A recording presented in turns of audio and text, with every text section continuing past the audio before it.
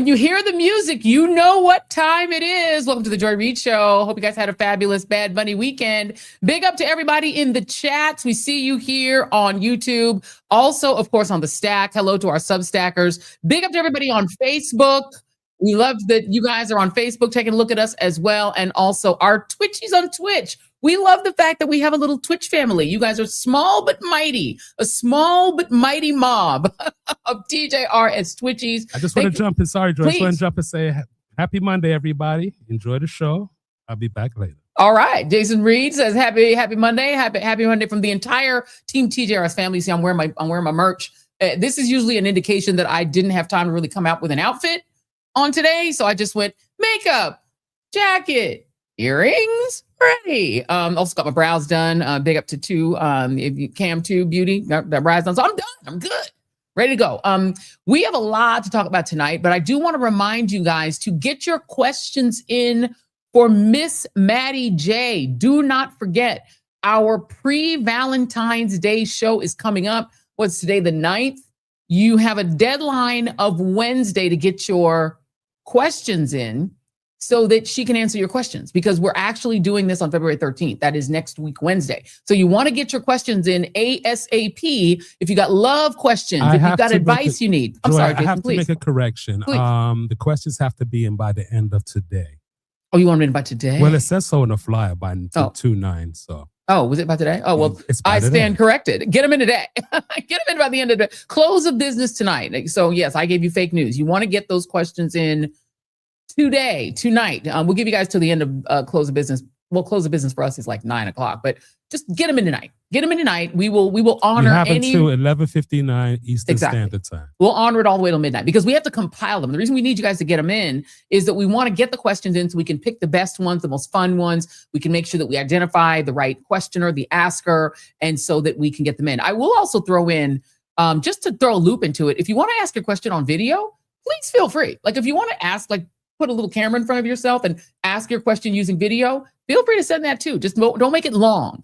Make it so that it's snackable, so that it's short enough that we could play it on the show. So if you want to be, Reid famous, go ahead and do that too. Because we want to make sure that we get your love questions answered. And there's nobody better to give you love advice than Miss Maddie J. She's a heiferologist. You got a heifer issue, heifer problems? Bring them to Miss Maddie J. So I will note Joy, I'm sorry. Please. I'm jumping in again. Please. Got to make sure we get all this stuff in. Mm-hmm. Could everybody take out their phones, please, and go ahead and scan that QR code? I am shamelessly plugging so we can get ourselves an award from the NAACP Image Award. So go ahead and scan that code. I'll leave it up for another 30 seconds. Thank you. Oh, and we were just talking about it today that my artist formerly known as MSNBC Fire Anniversary is coming up on February 24th. And it is sort of funny that I got fired like 2 weeks after winning the NAACP Image Award for the readout at Ms. Now. She's Ms. Now. We honor her name. And so I got fired like right after that. So my last communications with them were like, oh my God, congratulations. How are we going to promo this? And the next thing was, you're fired. Get out. So our fire anniversary is coming up. So I think it would be really beautifully ironic if we won the NAACP Image Award for this show. I think we're up for 2 categories, but our main category, of course, is the news category. It's a packed category. Lots of my friends are in it. It's stacked. It's like all my friends are in it. And actually the brunch for it was this past weekend. And we missed it. We weren't there. For the brunch, but big up to the NAACP. They had a beautiful brunch in LA celebrating all of us who were nominated. Was not able to be there because I was actually in Memphis, Tennessee.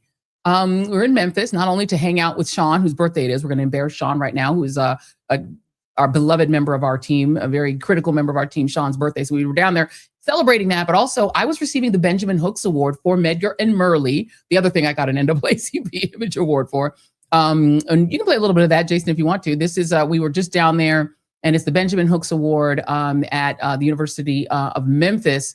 So I want to thank everybody for that. That award was actually very, very meaningful. Benjamin Hooks was actually the person who succeeded Medgar Evers' boss as executive director, national executive director. Roy Wilkins was the executive director when Medgar Evers was alive. And then the person who became the next executive director after Roy Wilkins was Benjamin Hooks. So got that award for Megger Merley, signed a lot of books. Big up to everybody who showed up for that. We did a cute book signing. It was really, really fun. And, thank you for having me, University of Memphis. I will note they apparently, I was their Black History Month celebration because they no longer have a multicultural center, nor do they have a Black History major anymore. They don't have a department anymore. It's suboptimal. They did that because they were bowing to the anti-DEI administration in Washington and in Nashville, Tennessee, in their state government. Not cool. So I was glad to at least provide a Black History celebration, given that Tennessee is bending the knee. So it was good to be there. So that was interesting. But anyway, it was good to be there. Last night, let's get on to the news of the day. Of course, we all know what weekend it was. I didn't even mention, Jason, that who speaks a lot at University of Memphis? Kyle Rittenhouse. And why were you there? Well, because the Black people needed a Black History Month. It's like they have to deal with a lot of Kyle Rittenhouse. And so they're like, why not have a Black History Month still? Because they're trying to take it from them. So we're like, we're going to keep them having Black History Month. Like, it's important. So let me ask you this question. Would you have went prior, knowing that Kyle Rittenhouse goes there all the time? For the Black people, yes. To celebrate Black History Month, absolutely. Because the thing is, go to the fires then. Right, and we can't disappear. I mean, the thing is, these universities and these states, these southern states, it's tempting to say, we'll just stay out of them, stay away from them. I do stay away from Florida because I don't want to give them tourism money. This wasn't tourism. This was Black History Month. It needs to be acknowledged. They were acknowledging Medgar Evers' legacy, and absolutely, we are not going to disappear from even those spaces. So we're going to be there. All right, I'm out. Yeah, and I actually like Black history. What do you call it? Black Lives Matter marchers, and I wouldn't harm them. So let's get to the headlines.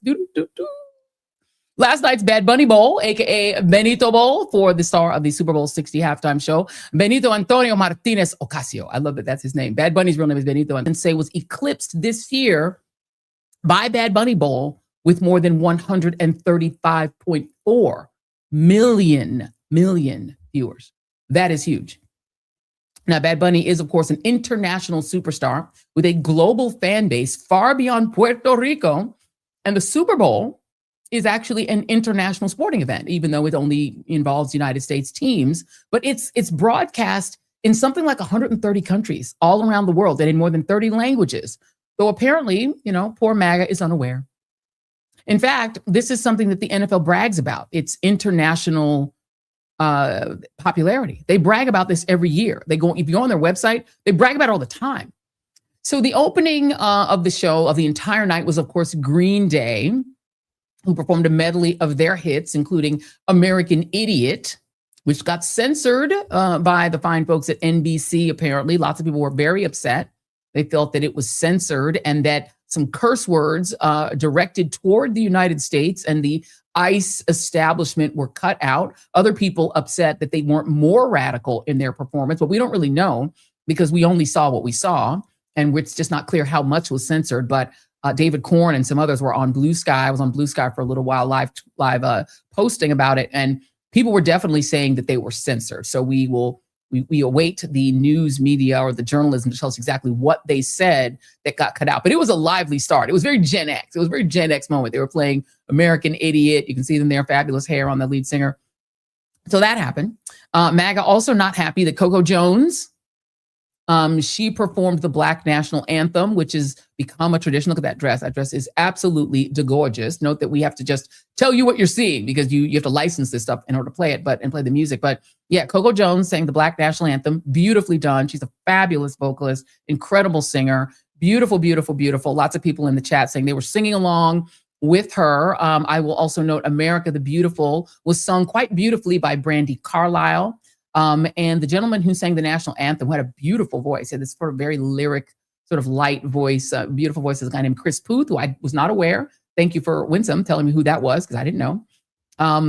That was cool. There was even a real wedding. A real wedding actually happened, which was actually pretty cool. So Bad Bunny apparently gets a lot of wedding invitations.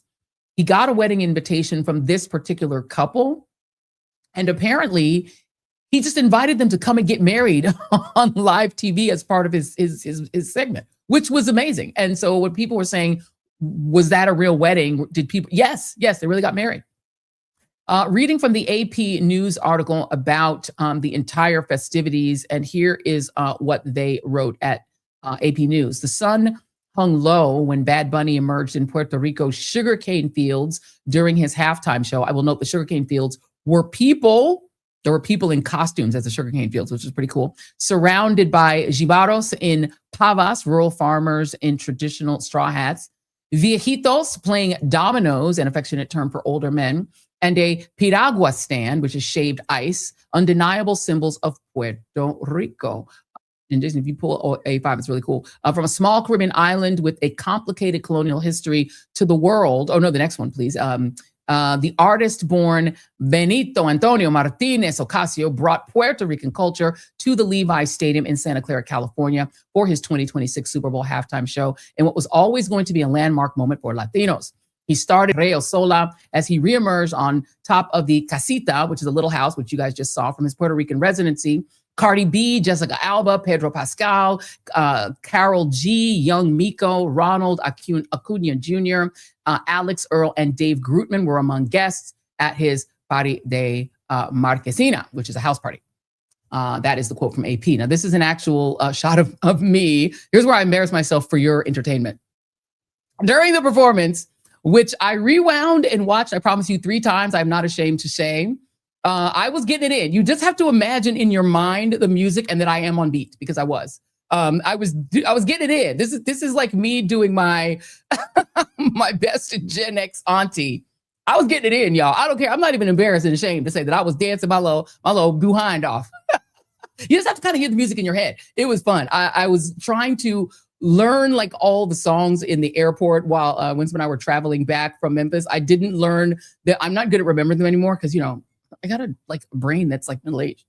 But I was trying to learn as much as I could, but I had a great time. It was fun. And Needless if you to say, guys are wondering where I was during this whole entire fiasco, not dancing with us. I was down here working for tomorrow's episode. Somebody had to work. Yeah. Somebody had to work. But look. I did have the TV on down here watching though, but I wasn't too into But you weren't up there dancing. Look, now I'm showing y'all my styling. Look, boom, bop, beat up, beat, yeah. So I was getting it in, y'all. I had a good old time.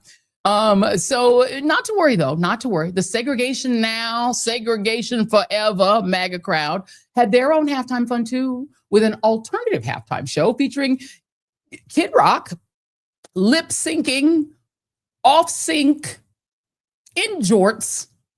I think I looked better than him. He's literally in jorts, and he was lip syncing and he was off sync with the music. Of course, he couldn't even lip sync properly to his own music, which was super, super weird.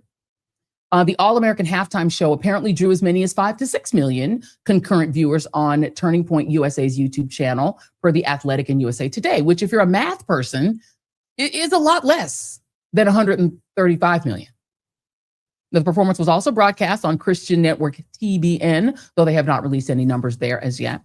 The event was originally supposed to be streamed on TPUSA's X Twitter page, but in a feat of only MAGA incompetence, the TP gang, TPUSA, we like to call them PPUSA forgot to license the music. So they couldn't stream it legally. Sorry, I'm just only laughing inside. One group of fans who apparently also missed out on the PPUSA fun were the Super Bowl party folks who were watching at Mar-a-Lago. Yeah. Let's see what they were watching during the whole thing, because they had their choice. They could have watched PPUSA and Kid Rock singing off beat, or they could have watched, wait, they watched Bad Bunny. Even they were like, yeah, this shit is whack. I'm not watching this. Even the people at Mar-a-Lago had a choice and made a choice to watch Bad Bunny.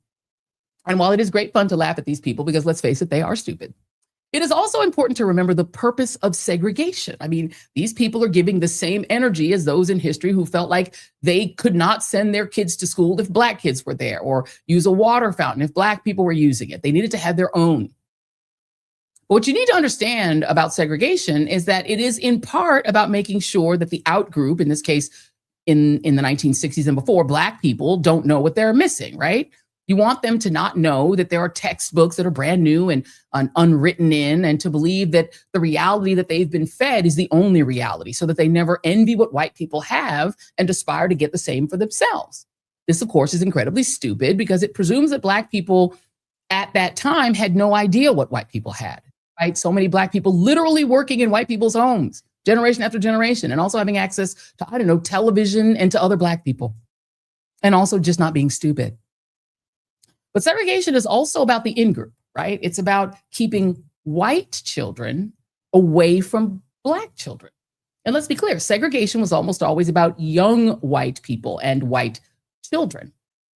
It was about the fear that the adults had that if their white children were exposed to Black children in everyday settings like school or the lunch counter or on the football field or the baseball field, they might stop believing the lies they were being told about Black people by their parents and by the politicians and by the people on TV.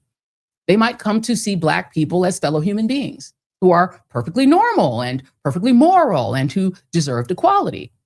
And that would make it really hard to maintain the systems of power that kept the autocratic, plutocratic system in place. Because if white children discovered that they could play sports with Black children, eat lunch with Black children, drink out of the same water fountains as Black children, and nothing bad would happen, it would be really hard to maintain the rules that kept a small number of white families empowered and rich. Similarly, this Turning Point USA alternative halftime show was not just about supposedly punishing Bad Bunny for singing in Spanish, which is also stupid because he literally doesn't care. He literally does not care that MAGA is mad about that. It was even more about preventing the white Christian nationalist Trump youth, the Trumpan youthin who are being groomed by Turning Point USA. They're being groomed by them to be white Christian nationalists. So you can't allow them to experience the multicultural, multilingual joy of Bad Bunny's performance. It might break them out of the loop. Because like if they were allowed to experience that, right, the multicultural, multilingual joy of Bad Bunny, they would see what they are missing.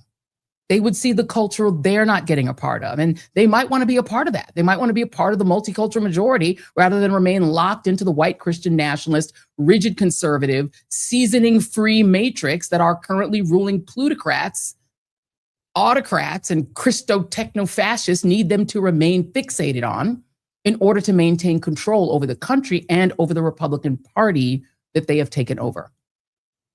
In fact, I truly, truly believe that MAGA's biggest fear, whether with Black Lives Matter or with Bad Bunny Bowl, is young white men and women bouncing and dancing joyfully to Bad Bunny and Lady Gaga instead of dancing offbeat to child-attracted lyrics-belching Kid Rock. Their nightmare is white Christian kids wanting to be part of the much more fun, much more interesting multicultural experience of America, future America, and maybe joining the anti-fascist resistance instead of ICE. And maybe, just maybe, beginning to vote the same way that they dance.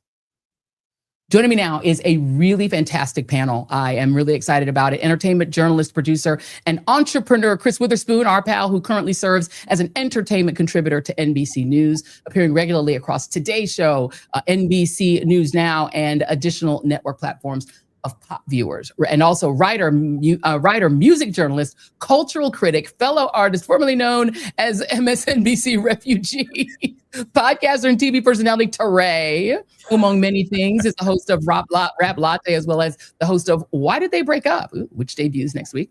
And also the highly popular TikTok content creator and attorney and proud Puerto Rican Luis Osorio Jimenez, otherwise known as the Que Tenga Buen Dia guy, who I'm literally obsessed with, and thank God he's not blocking me because I literally am obsessed with him. And so he's agreed to come on, and I'm so excited. Thank you all for being here, but I'm going to start with you, Que Tenga Buen Dia, Luis. And first of all, Que Tenga Buen Dia. And how are you? How did you enjoy Bad Bunny Bowl?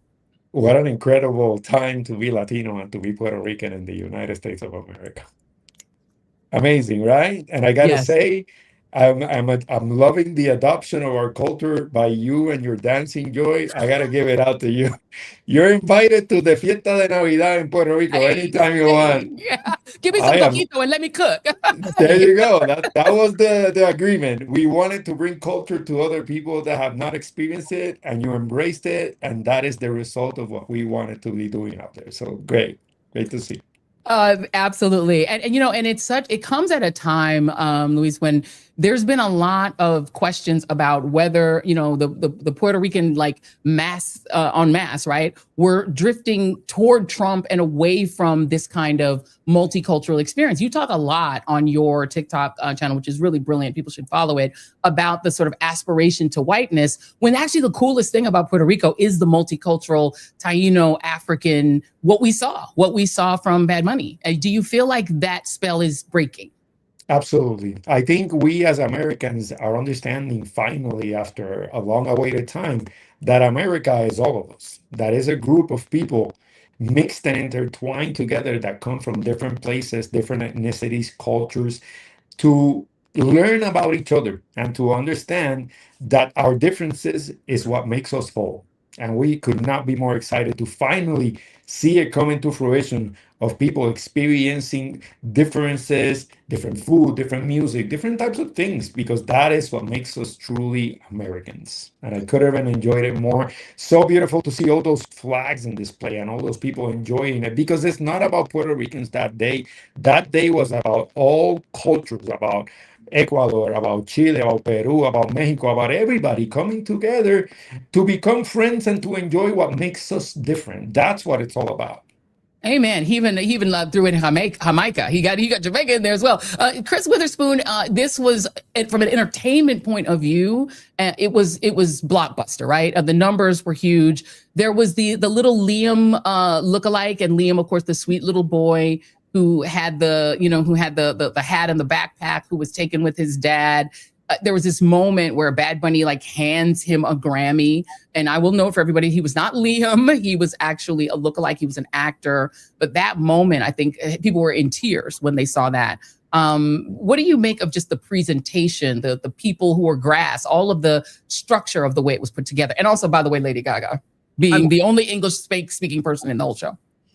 10s across the board. Okay, first off, 10s across the board.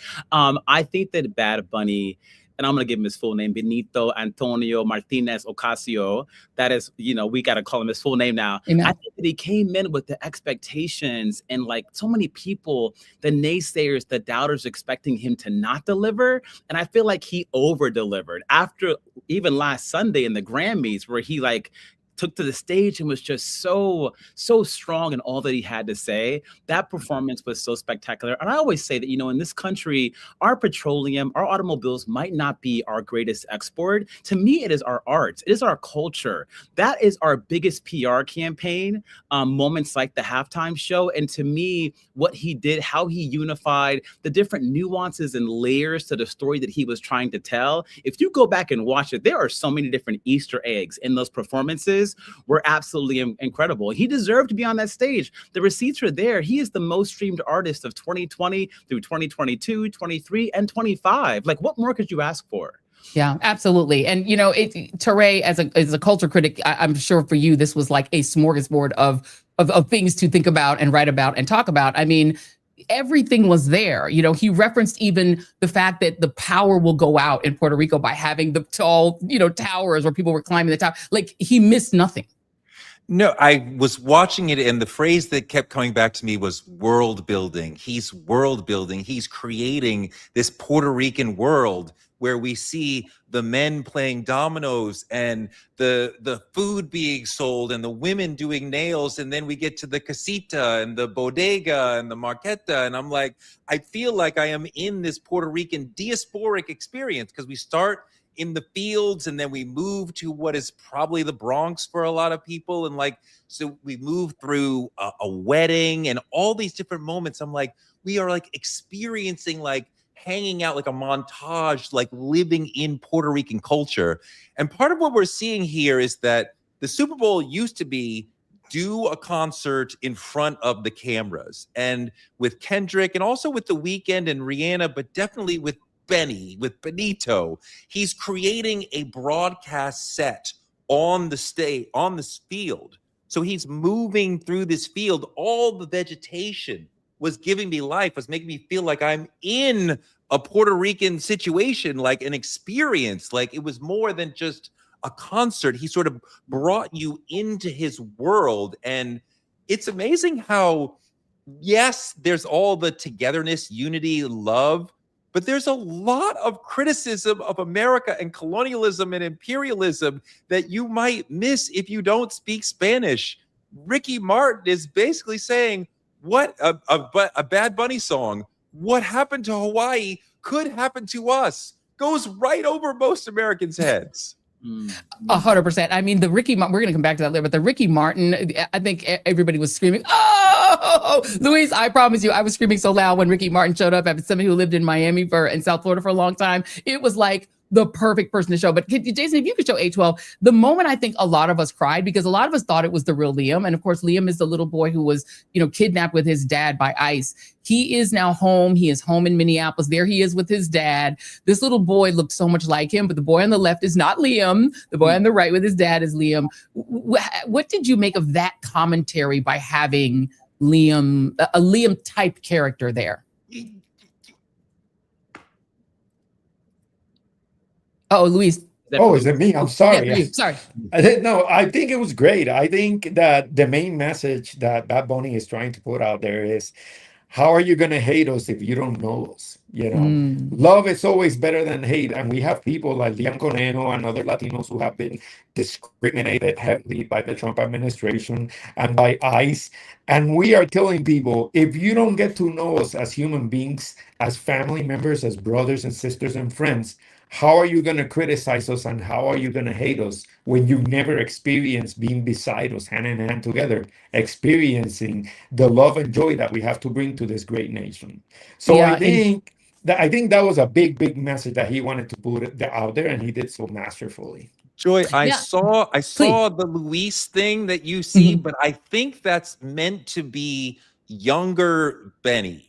Right, yeah. He's giving the Grammy to the vision of his younger self, and thus inspiring and opening a door for the rest of the young Benitos to dream that it could be them next. 100%. I think people were reading whatever they wanted into it. I just know we were all crying. I'm just saying, for me as a mom, literally crying. Like, no matter who that little boy was, he was so sweet and so cute. He's an actor. Hopefully, he gets lots and lots of work out of this. And Chris, can we just take a moment and talk about Gaga?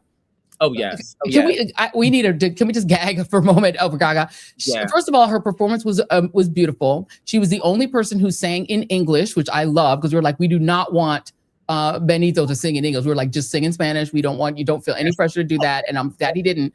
Can you talk about the Gaga piece of it? Because she also put out a really great statement afterwards, how proud she was to be a part of it. And she took her song and switched it up to give it sort of a Latin vibe. Yeah. The first thing that I thought of when I saw that moment, Joy, which really, to your point, I was going Gaga as well. But I thought about this meme that I've been seeing of Benito when it was like 10 years ago. He's bagging groceries in a grocery store, and how 10 years later, he's at the halftime show in the biggest stage in the world. And I kept thinking about where Lady Gaga was 10 years ago and how big she was in pop culture and how big she was in Puerto Rico, because I was there. Like, you heard her in the clubs. I was in the gay bars and the straight ones, and Lady Gaga was being played everywhere. And I thought about what that must have meant for Benito to have been bagging groceries 10 years ago. And now you got Lady Gaga answering your calls, coming and showing up for you and showing out. And it's your moment. He was solo most of the show, which I think was also very intentional. He wanted to have that microphone and be out there in the spotlight as his own. But I thought it was just so groundbreaking that an artist of Lady Gaga's caliber, who was popping 10 years ago before he was a thing, came out and supported him in this time when there was all this backlash against the show being all in Spanish and being, too Latino. She came out as this white mainstream artist who has broken all sorts of records and put points on the board for him. Yeah, it didn't really sink into me how important it was to a lot of people that this be all in Spanish or 90% in Spanish, till I saw the Spanish language broadcasters take the show back from Bad Bunny, and they were almost in tears. Grown men who were like, "This is so moving to see the Super Bowl be in Spanish for 13 minutes," And just, we think about representation mattering and saying to people like, you are part of the American experience. I mean, as a New Yorker, it never occurred to me that Puerto Ricans weren't part of the American experience. They are fully part of this world up here in New York. But like in the middle of the country, in the MAGA part of the country, they are like, Puerto Rico's not America, which is like completely bizarre and a failure of the public schooling system. But like, you know, to give them a moment where their culture is shining and their language is primary while the split screen is going with ICE, that was so beautiful and so powerful. Yeah, indeed. I will note that people received these sort of like clocks that essentially had a very deeply anti-ICE message on them. Lots of people who showed up to the Super Bowl received them, you know, in hand and went home with them as a souvenir. So there was definitely a political message, at least on the ground, if not in or overtly in the performances. I leave it to you, Luis. I'm going to let you have Adam. Because of course Donald Trump could not let anybody be happy, and he decided to scream about. I'm not even going to read it. You can just see that it's long and it's probably poorly spelled. And he put "show" in quotes because he's Trump. He's a racist. Your thoughts? Yeah, well, I mean, I think at the end of the day, as always, he was a little deceitful because he ended up having no choice, and he did watch the Benito Bowl, because I was watching the videos coming straight out of the people and who he was hanging it, and I saw him enjoying and watching the Benito Bowl. So I don't know why he complained so much when he ended up betraying all of his followers and watching the correct show. The show, I can't blame him. Why would I blame Donald Trump for watching the best show on earth and avoiding the Pee-Pee Show from Kid Rock, which, you know, a lot of them complained that it wasn't a real American show, the Benito Bowl, because it was in Spanish. But I don't know what Kid Rock was talking. Like, I couldn't figure out his language. I just heard him like screaming over a microphone. So I think at the end of the day, the president of the United States made the right choice by truly watching the Benito Show and skipping the Turning Point show. Good job. You're right. And by the way, even if he had been speaking and rapping or whatever that is he does in the clearest English, he was not in sync. He was out of sync. So if you were watching it and trying to listen at the same time, you wouldn't have been able to understand it anyway. Yes, he hasn't been in sync since 1991. So I don't know why he keeps insisting on it, but let him try. That's good.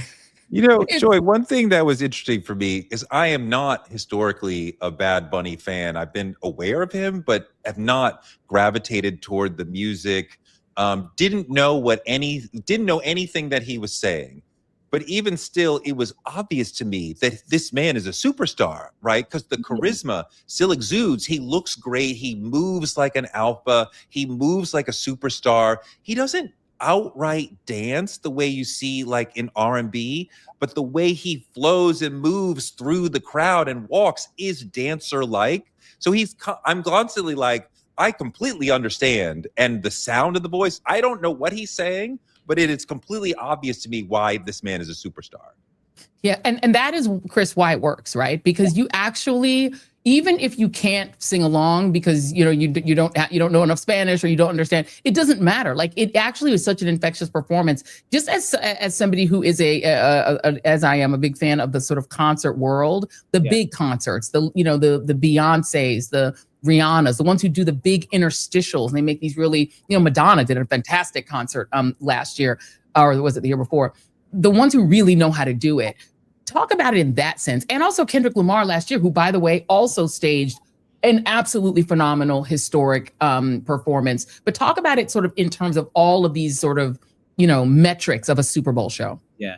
I mean, I think what Toure said is so spot on. Like, people might not have known what Bad Bunny was saying, what Benito was saying, but it was undeniable that he had this star power. He was radiating. He hit all his marks. I don't even know how long he rehearsed for, but for me, it felt like one of the best rehearsed halftime shows I've ever seen. And I think there was a moment, this house that he created where folks were dancing in front.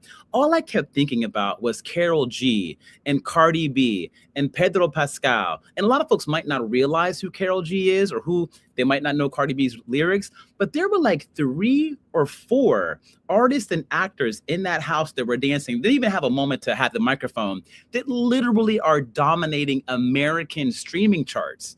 Like, we've gotten to a place where Latino music, Latino culture is defying all the odds and breaking numbers over and over and over again. Like, how long does it take for folks to get the memo that this is American culture? These are our charts that Karol G is dominating. These are our charts that Cardi is dominating. Pedro Pascal is killing it in HBO and American movies. Like, I think that those moments to me were so powerful and really speak to the artistry being beyond language at this point. And I think the great artists like the Beyoncés and the Michael Jacksons and the others, I'm assuming when those were showing across season, folks might not have known what they were saying. They could feel it. And I felt that with Benito last night. I know people didn't know what Mama Say, Mama Sa, Mama Kusa was either. And they still sang it. They didn't have no idea what that was.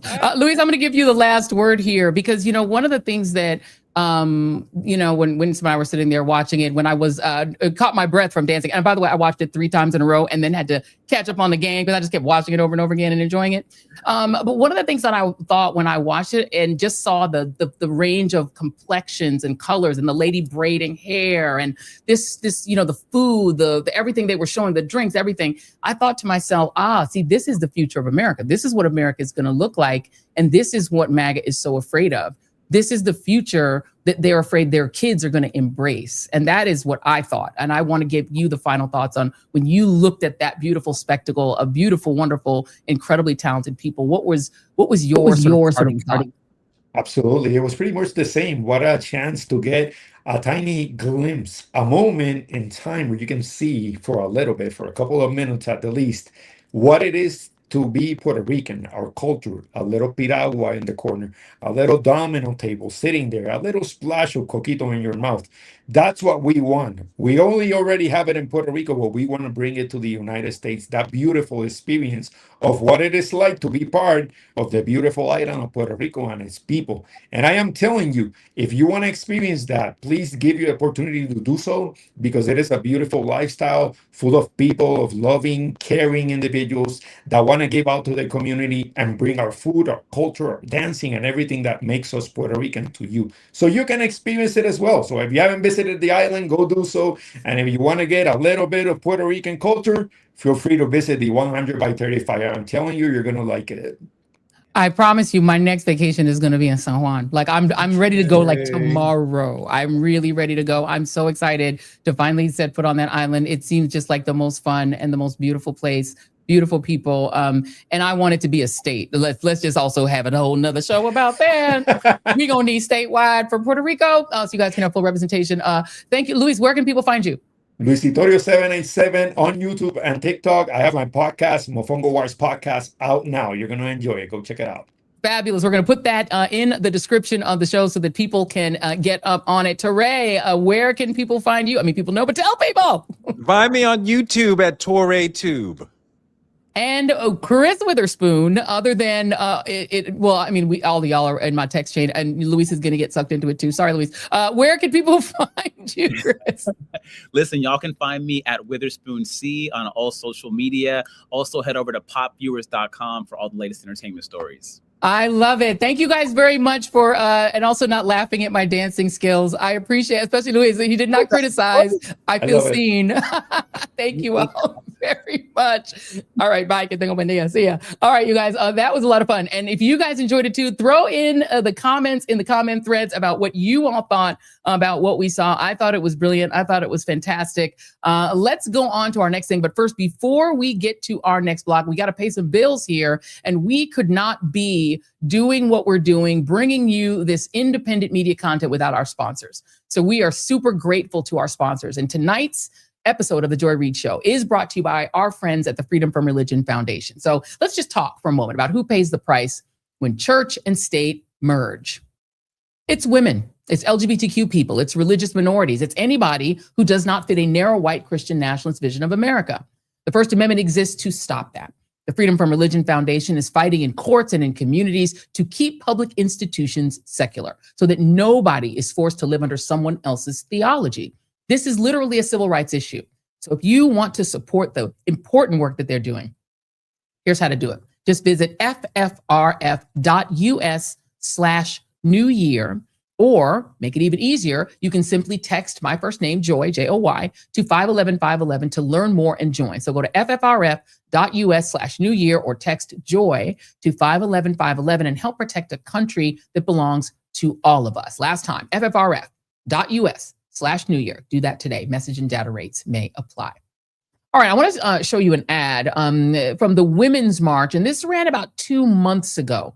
It depicts the inner conflict that ICE agents of color, in theory, feel when they get home. It describes the fact that for a lot of ICE agents, the people that they're policing look like them, look like their wives, look like their kids, look like their own families. And so a lot of us do wonder what they think when they get home and have to confront their wife and kids. Take a look. Be caught. You will be removed, and you will never return. Video to a monitor shows the moment the ICE agents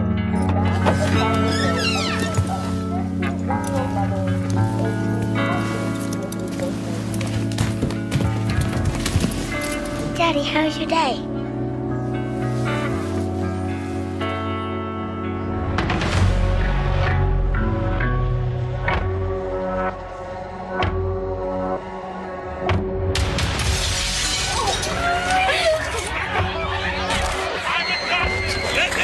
A mask can't hide you from your neighbors, your children, and God.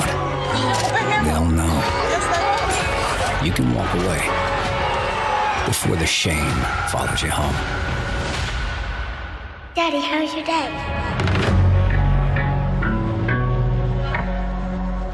It's a powerful ad. And the fact is, ICE really is regularly violating people's rights. And not just in blue states. We're accustomed to seeing them wilding out in Los Angeles, in Chicago, and of course in Minneapolis, and even in the nation's capital. But I want to show you all what happened last week in the very red state of Texas, in the city of San Antonio. Get out the house! No warrant! You need to touch him. Why are you touching him? Why are you touching him? Papi, este por acá, este por acá. ¿Por qué le estás tocando? Are you good? No. You have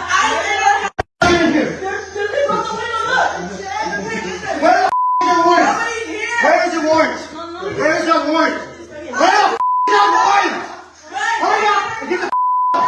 Get the f*** out and broke the window! Get the f*** out the window! Get the f*** out! Get the f*** out! Where's your warrant? Where is your warrant for arrested? Where is your warrant? Hurry the f*** up!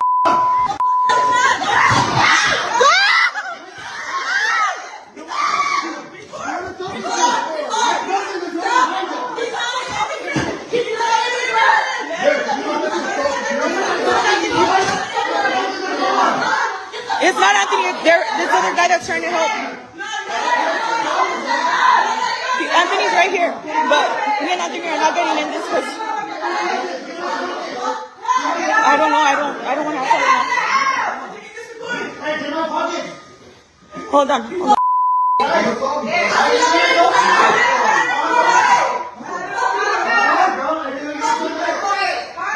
I didn't know you were still there. I didn't know you were still there.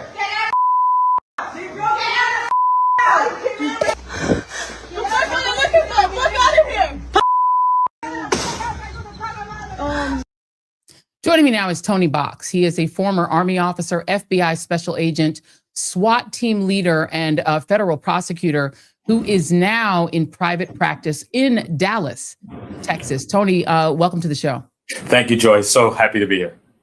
Let's talk about that. I want to start with the ad. This idea that ICE agents of color and Border Patrol officers who are Black and brown go home and feel some kind of way about brutalizing their own people. Do you think that that's true, or do you think that they think nothing of it for the most part? I think that if they have a soul and if they have a conscience, then they're bothered by it. But if they have a soul and a conscience, why did they do it in the very first place? As you said, I was a SWAT team member for years. The same tactical vest, the same equipment I've worn and all. But in each time I wore it, before I went out, I would think about serving and protecting, doing good, not violating people's civil rights. Did you ever, as a SWAT team leader, we're accustomed to SWAT, at least what we see in the movies that SWAT does, you know, kicking in doors, going in and getting bad guys, etc. Did you ever kick in a door or enter someone's home without a warrant? Never, never. I cannot think of anything worse than that. It's antithetical to everything that we're taught, and I would never enter a home without a warrant. And you're a former federal prosecutor. If somebody kicked in the door of that family that you saw in San Antonio, Texas, kicked in their door, went in, attempted to grab a young man there. Luckily, the people in the house refused to give up the young man, and eventually the federal agents left, but not before smashing their door, meaning ruining their property, and not before brutalizing a gentleman in the house who was just trying to intervene. As a prosecutor, would anything that they discovered in that home be even usable in a court case? And could any of them be prosecuted for doing what they did? Absolutely not. It cannot be usable. It would be suppressed because they violated their constitutional rights, Fourth Amendment right against search and seizure. So they were in a house without a warrant. And so that would be suppressed. And second of all, I wouldn't even entertain taking it to a judge. I would bounce the agent out of my office once I saw that tape recording and quite frankly, tell them not to return. So, it would not be usable, no. When you were on SWAT, for instance, if you'd done that, if you had been the big guy there that turned around as he was heading out the door, turned back and tackled and appeared to brutalize someone in that home, what would happen to you if you had done that? I'm sure there would have been an investigation. I would have been immediately suspended. There would have been an investigation, and more likely than not, I would have lost my job. So, and that's the problem here, that a lot of the federal agents believe that they're not accountable to their actions. That is the number one problem. If they knew that they would be prosecuted or fired, most likely prosecuted, they would behave better. I've seen this personally. Nothing scares a federal law enforcement officers more than the threat of being prosecuted. It scares the bejesus out of them. Think about it. Now they prosecuted, they could be in jail with the people who they locked up. That makes every federal law enforcement agent really afraid. I'm curious to see what you thought of over the weekend. Obviously, there was a lot of anger on the right over Bad Bunny and his performance in Spanish, which is to me kind of hilarious given the large number of Americans who speak Spanish as the principal language, and the fact that we don't have a national language. I don't know if the right knows that. We actually don't have an official language in the country, so your official language is whatever language you speak in America. It's just kind of the way America works. But more than 25,000 people who attended the Super Bowl out in California, they went home with this piece of merch. It's a rally towel that features a bunny punting a frozen football with the message "Ice Out" on it. It was given out by activists who are anti-ICE activists, and for people who went out to watch the game. And it was about 50 people in this organization called Contra ICE. What do you make of that kind of protest and of the protests that we've seen in places like Minneapolis, where people follow ICE and film them with their phones? I think they have a constitutional right. I think the outrage is like manufactured outrage, right? They want to be mad about something. But the fact that they say ICE out, what is wrong with that? I've said for quite a long time that ICE does need to be out of Minneapolis. It's an occupation. The premise for them being there is dubious to start with. And all they're doing are terrorizing the community and hurting relations with the community probably for decades to come. And this is after Minneapolis worked really hard to improve relations with law enforcement. Quite frankly, they're hurting law enforcement relationships with communities all across the country. Can say more about that, because if you are a member of MPD, Minneapolis PD, you already had a challenge because of George Floyd, people viewing Derek Chauvin as representative of you and those other 3 officers that killed George Floyd. They've now gone to jail. There was proper adjudication of that case.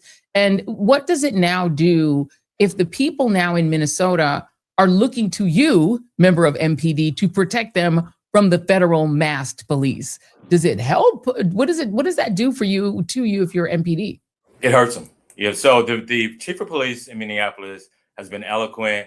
He's been very sincere in the fact that they have hurt their efforts. They have worked really, really hard to improve their relationship with the community over the last several years. And now all of that goodwill is gone. He said that there was 1 murder in Minneapolis last year or shooting by a law enforcement officer. There was 2 just within the last month, and no one trusts law enforcement there. And quite frankly, one of the things he talked about is how his officers are being targeted. His black and brown officers are being targeted and pulled over and harassed by ICE. And they are in a precarious situation. I feel sorry for him. I do think that they need to continue to be vocal and to speak out against abuses in Minneapolis. Let me go back because, in the case of Minneapolis, the second person who was killed, Alex Preddy, was a legal gun owner. He did not draw his weapon. He was brutalized twice by federal agents once they jumped out of a car, threw him to the ground. The second time, obviously, they killed him. But he never tried to use his weapon, but he had it. And you saw people on the right trying to criticize him, including the president, for having a firearm, which is weird because I thought they were pro-Second Amendment. But I want to return to Texas, which is where you practice law. Those agents who broke into that home, Texas is a very, very gunny state. Lots of people have firearms. They have guns in their homes. As a prosecutor, what are the rights that the people inside those homes have if suddenly the glass of the windows of your home shatter and a bunch of unknown masked agents bust into the house?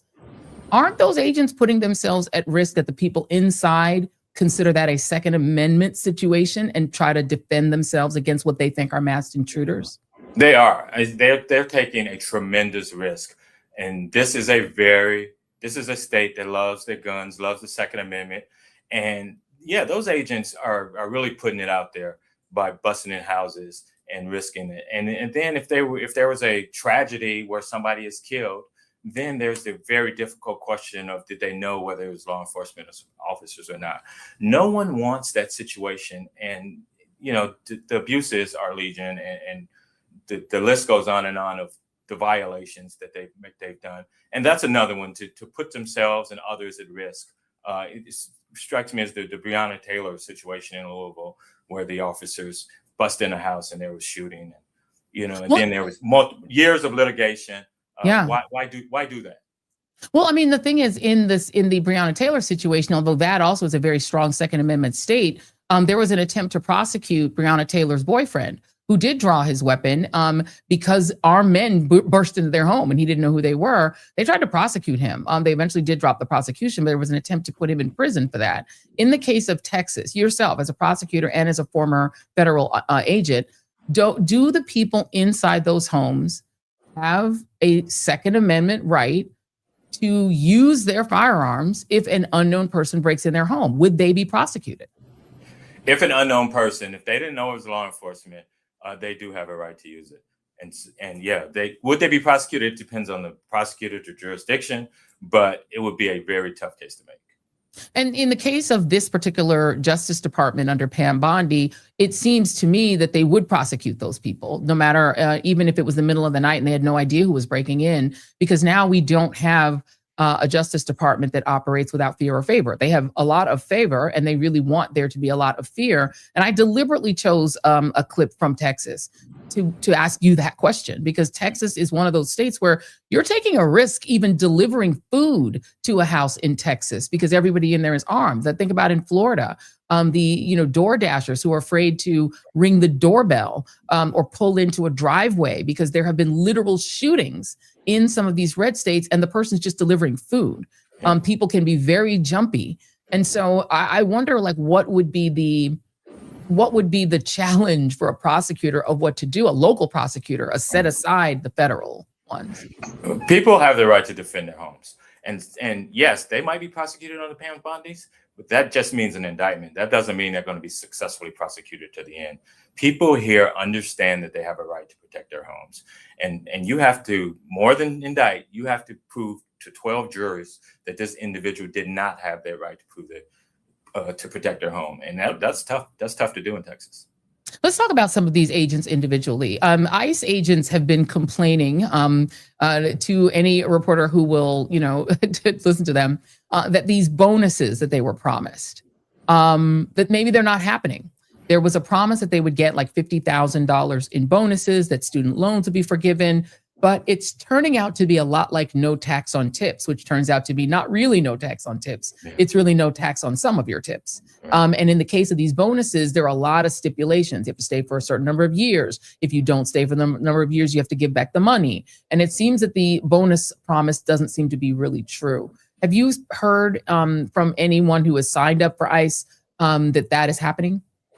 I have. And the situation is exactly as you described it. There are stipulations and they must meet those stipulations and then they get the bonuses. But these people have not met the stipulations and they're angry about it. What they should be angry about is being sent into these situations without being properly trained and risking their lives and risking the lives of others without having any real training on de-escalation. These are Border Patrol and ICE agents in the middle of an urban area doing work that they were not trained to do. So that's where they should be really complaining about, and they should be voicing their concerns about getting the heck out, because everything that we've seen is, probably untrue in terms of we're scaling back. We're taking a lighter touch. From what I understand, that is not taking place. They're still brutalizing and beating people as if they don't have a right to First Amendment right to protest. That 47 days in honor of the President of the United States is. I'm sorry, I didn't hear the question one more time. No, I'm saying, are you saying that 47 days of training, which is the number of days of training they get in honor of the 47th President of the United States, are you saying that's not enough training? That's simply not enough. No, I was an FBI agent and we went through months and months of training. And then when I was a SWAT team member, we went through far more than that to training. And you can never train enough for these types of situations. And so, no, it's not enough.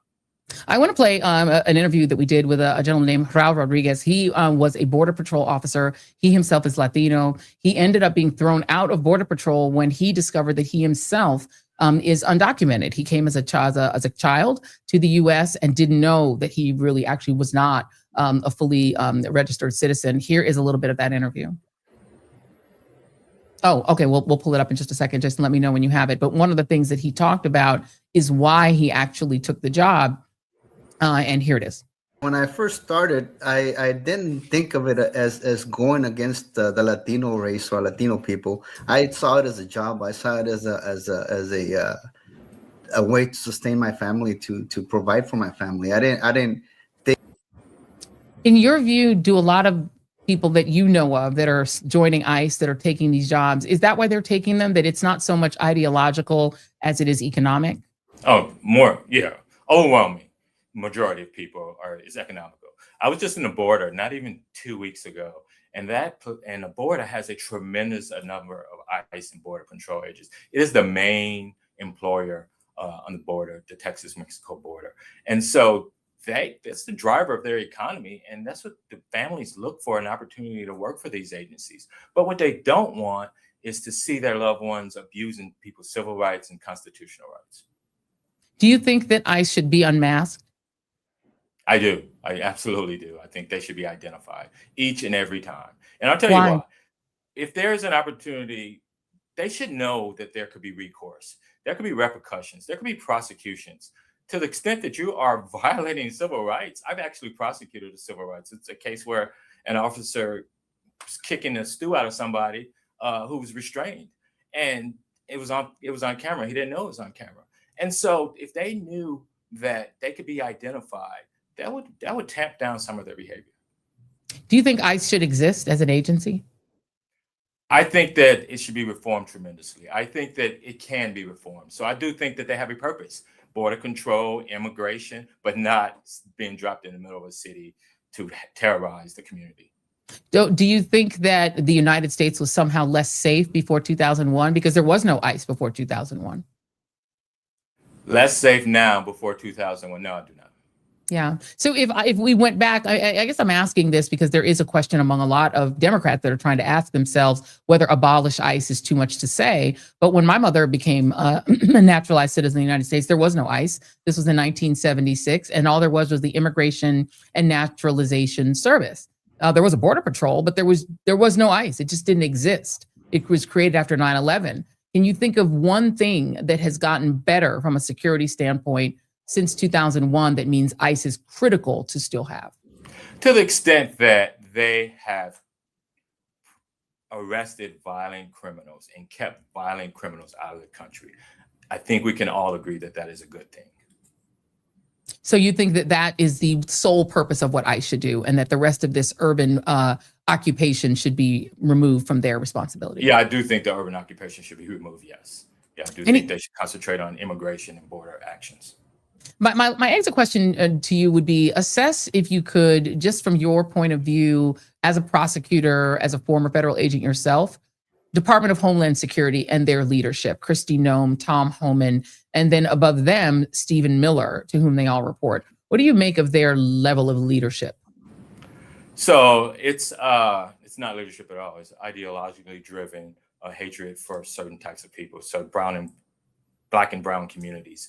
And so it's not true leadership. It's not the leadership that I learned in the Army. It's not the leadership that I learned in FBI, nor DOJ. And so I frequently tell people, they say that Tom Homan is there, and now he's the new sheriff in town. First, he was the person that gave us the cruel, horrible policy of separating children from their families. Second of all, he's not the savior. He's not going to change anything. He's ideologically driven as the rest of them. And so it's just window dressing. And I guess my exit question to you, as a Black man, as somebody who's been in the United States service, who served his country in the military and been a prosecutor, et cetera, could you ever see yourself working for this agency, working for ICE? Is there any circumstance under which you could see yourself working for them? Not as they're currently structured, not as they currently operate. And, you know, when I still talk to my buddies. I talk to my buddies in the FBI. I talk to my buddies in the DOJ. It's such a difficult job to do at this point in time. I could not see myself doing what they're doing. And to circle back to the very first clip you show, facing my family, facing my wife, facing my children. I remember when I was going out on SWAT missions at 4 a.m. and I put my tactical vest on and my weapons and so on and so forth. I thought about what was going to take place in the day. And when I came home at night, I wasn't ashamed of what I just did. So no, I cannot go out. My mother who's still living, and I couldn't look her in the face for brutalizing people for no reason. Tony Box, thank you very much. Please come back. I really appreciate your expertise and your time. I really enjoyed it. Thank you. Thank you very much. Tony Box, everyone. We appreciate that very open and honest conversation. Let's play a little bit more of our bills on tonight, because this episode is also being brought to you by MSI United States. Now, you have heard me mention our sponsor, MSI Reproductive Choices, before, right? They are one of the biggest providers of contraception and safe abortion across the continents of Africa and Asia. They serve women who have little to no options for care. Their YouTube channel has stories from actual women supported by people like you, women whose day-to-day existence is compromised by climate change and who want family planning tools so that they can have a choice over if and when they want to start a family. Students who are talking about wanting contraception so they can finish their education without worrying about getting pregnant.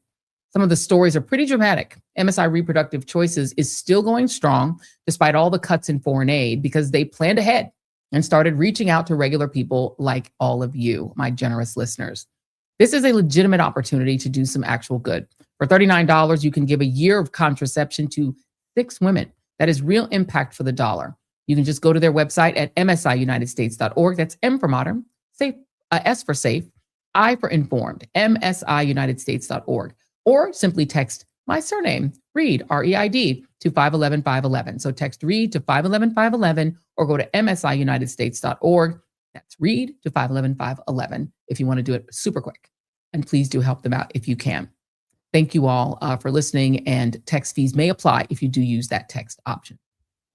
All right, let me get into a couple more headlines here. Welcome to hour 2 of the Joy Reid Show. If you've not hit liked and subscribe yet, what are you waiting for? Here is your opportunity to make sure that you find your face in the place. Anytime you hit like and subscribe, the algorithm loves it.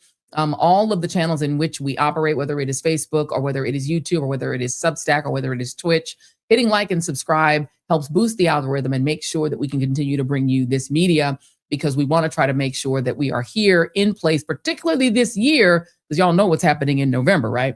And even before November, we got a lot to pay attention to.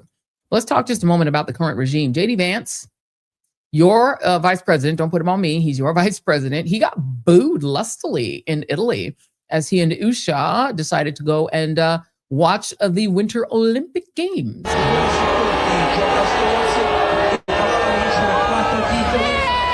At this opening ceremony watch party, some countries got huge cheers, but in one case there wasn't cheering. In fact, there was quite the opposite.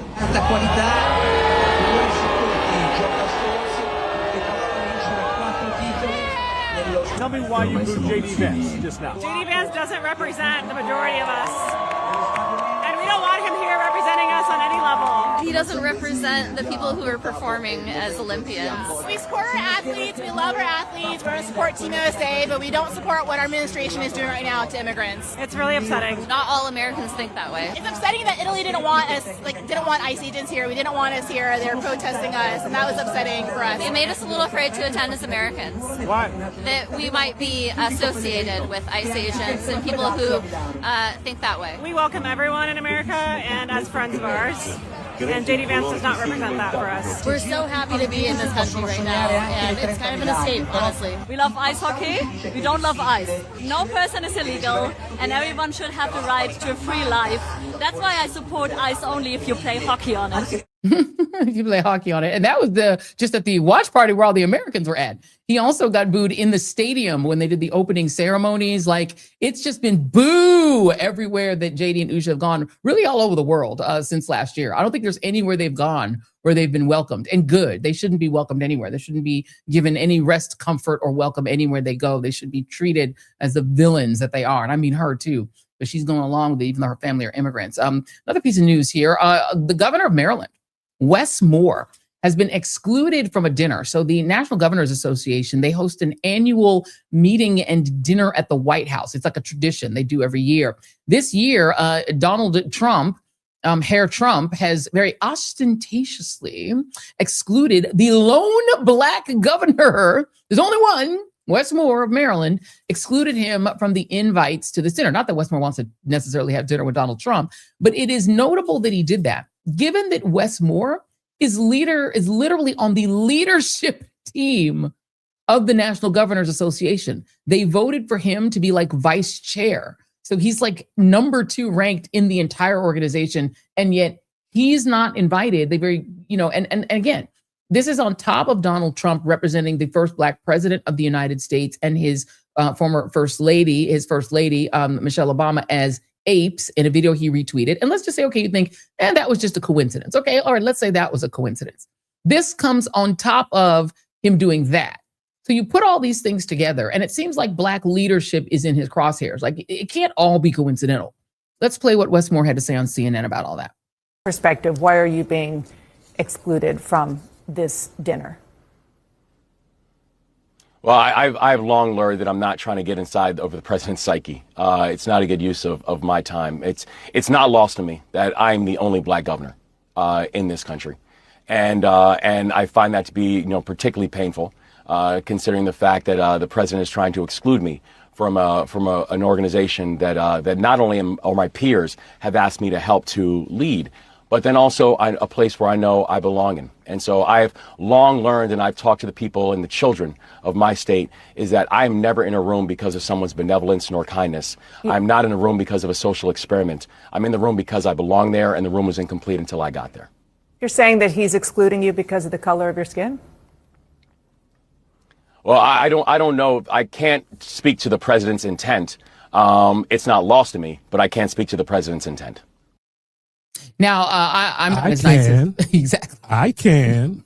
We're not as nice as Wes Moore. Wes Moore's a very nice man. Well, he's a diplomat. Very nice man.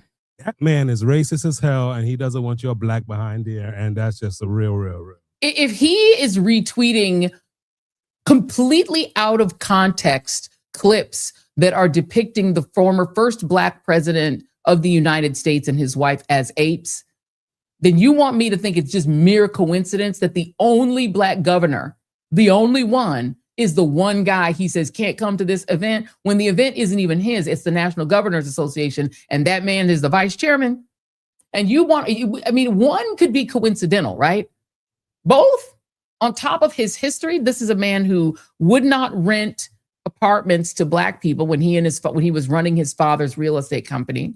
This is a man who attempted to get the Central Park Five, the then Central Park Five, the exonerated 5, executed when they were 14 and 15 years old, claiming that they had gang raped a woman and wouldn't take it back even when DNA proved that they never did it, would never apologize. Who his former attorney, 10-year attorney, Michael Cohen, says would drive through black neighborhoods and say, look at how they live. Blacks should not run countries, nor should they run the United States. Said that to him, and they were really close at the time, remembers him being a racist. Somebody who wanted to have black versus white contest on The Apprentice. but had to be talked down from that by the producers because they were like, that's racist, who allegedly used the N-word on tape, where no one from The Apprentice will release the tapes, but allegedly, according to some of the former Black contestants, he did. There's so much evidence that Donald Trump is a racist. I'm not sure what else we need at this point.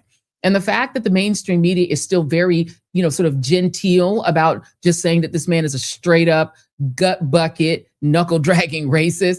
I'm not sure what else he has to do, because he's like, there are a lot of white governors who have been very critical of him. There are a lot of white governors who have been just as tough and who are also doing redistricting pushes. Please note that Wes Moore is one of many governors who are on the Democratic side who are attempting to do a redistricting. In this case, it would remove, I guess, the one remaining Republican seat in Maryland. But that's in response to what Trump made Texas do. He's not the only one doing that, but he's the one that Trump excluded. He doesn't have the complexion for the connection. Correct. And I will note that per some sources, for some good sources, that event is now not going to be pegged as a National Governors Association event. There's a Democratic Governors Association and there's an RGA, Republican Governors Association. Then there's a combined one, that's the NGA. They're per some good sources, they're now going to designate that as not an NGA event. But here's my question. Why is anybody going? And I mean Republican or Democrat. If you have a governor, and I think this is worth doing some research on your parts, good TJRS teammates, look up who your governor is and see if they're going. I sure hope no Democratic governors are going to go, because to me, if you disinvite the vice chair, you disinvited all of us. So even if I was a Republican governor, I wouldn't go. Why are any of them going? This strikes me, Jason, as what happens when Donald Trump calls a woman piggy in the press corps and all the other reporters just stand there looking shocked. And then they go ahead and ask their next question and don't say, why did you call that woman piggy, Mr. President? That was uncalled for. You need to answer her question and stop name calling. Now, this is why they don't let me in the press corps, because the next question would be, why did you call her piggy? I had a question, but now I don't. Now I want to know why you're being an asshole, Mr. President. Now I want you to answer her question. And they don't do that. Even the men in place don't stand up for these women. They don't stand up for each other. And this is the same thing with these governors. So this is what I would do if I was y'all. If you have a governor that is attending that, you need to ask them why. No governor, especially no Democratic governor. I sure hope the governors of California and Illinois aren't going to go. Somebody just put in the chat, did they disinvite Newsom? I have not heard a disinvite to Newsom. And as a matter of fact, I don't know. Did they disinvite him? We're going to look that up. Let's find out. Let's find out. Because my thing is, the one who was ostentatiously disinvited was the black guy. That is what we know. That is the reason that everyone is interviewing. We have also invited the governor on our program, and we're working on trying to get that to happen. But the reality is, no governor should go. None. Nobody should go. The National Governors Association should actually cancel the event. That's what real solidarity, because we are in a states' rights crisis. The government of the United States is violating the rights of the states. Is there a chairman of that committee or the Governors Association, or is he just like vice president? He's vice chair. He's vice chair. So yeah. Who's the chair? Let me look it up. This is my charge to each of you. Now, while we do that, I'm going to start looking that up right now. There are, I guess, let's see who else was disinvited. You want to have the team look that up, or we just continue? Yeah, we're going to have the team look that up. So if the team could look that up, we want to find out who else was disinvited.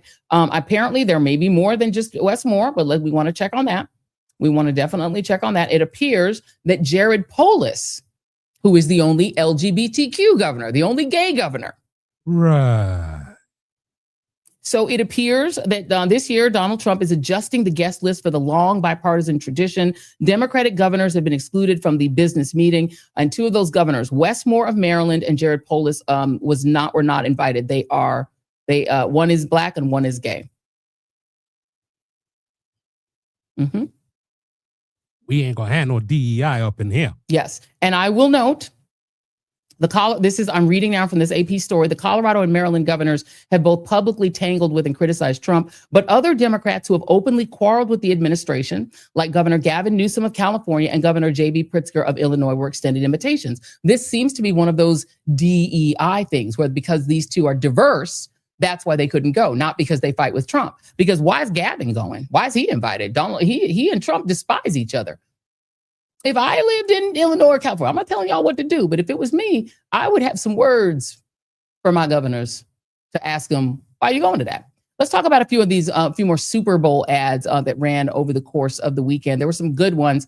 The first one I want to play for you guys is the ad that was run by survivors of Jeffrey Epstein and Ghislaine Maxwell. They ran a very powerful, powerful Super Bowl ad. Jason, tee that up if you could.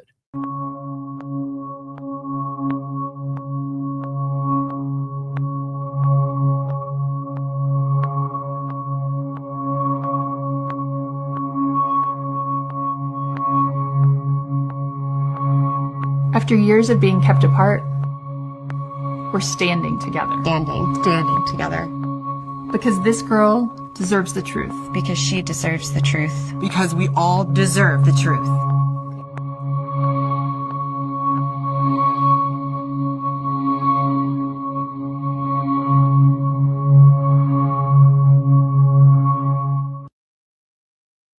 That was a powerful ad. By the way, just to answer our previous question, the current chairman, Jason, of the National Governors Association is Governor Kevin Stitt of Oklahoma. I bet he's going. You better believe he's going. Oh, I'll bet he's going. And if you look on the NGA website, it really stands out that there's only one Black person, the one who's not invited, who is the vice chair. Let's play another ad. This was one of the funniest ads. We had a couple that were funny. There was one called Manscaper, which we didn't have time, so we didn't include it. But Manscaper ad was hilarious. But this one was also funny. This is the ad for something I know well, and that is Instacart. Instacart lets you choose your bananas. Get them just how you like. Instacart lets you choose your bananas. From green to extra ripe. Use the app to control your bananas. What a time to be alive. I can't go believe what a time to be alive. Sweet, get it. No, we go again. Instacart lets you choose your bananas. I don't know, something about that was very funny. Ben Stiller, everybody, that was really funny. So that was one I thought was really good. You guys let us know which ones you liked. The singing toilets ad I definitely didn't include because it was ew. Like the singing toilets one, no. The manscaper joint, as somebody said, was unhinged. Onion Noir says the manscaping joint was unhinged. It was unhinged, y'all. It was so crazy. I didn't include it. Let's play another one. This is one that I thought was actually really poignant and very touching. This is the ad from Dove, which I think was also pretty good.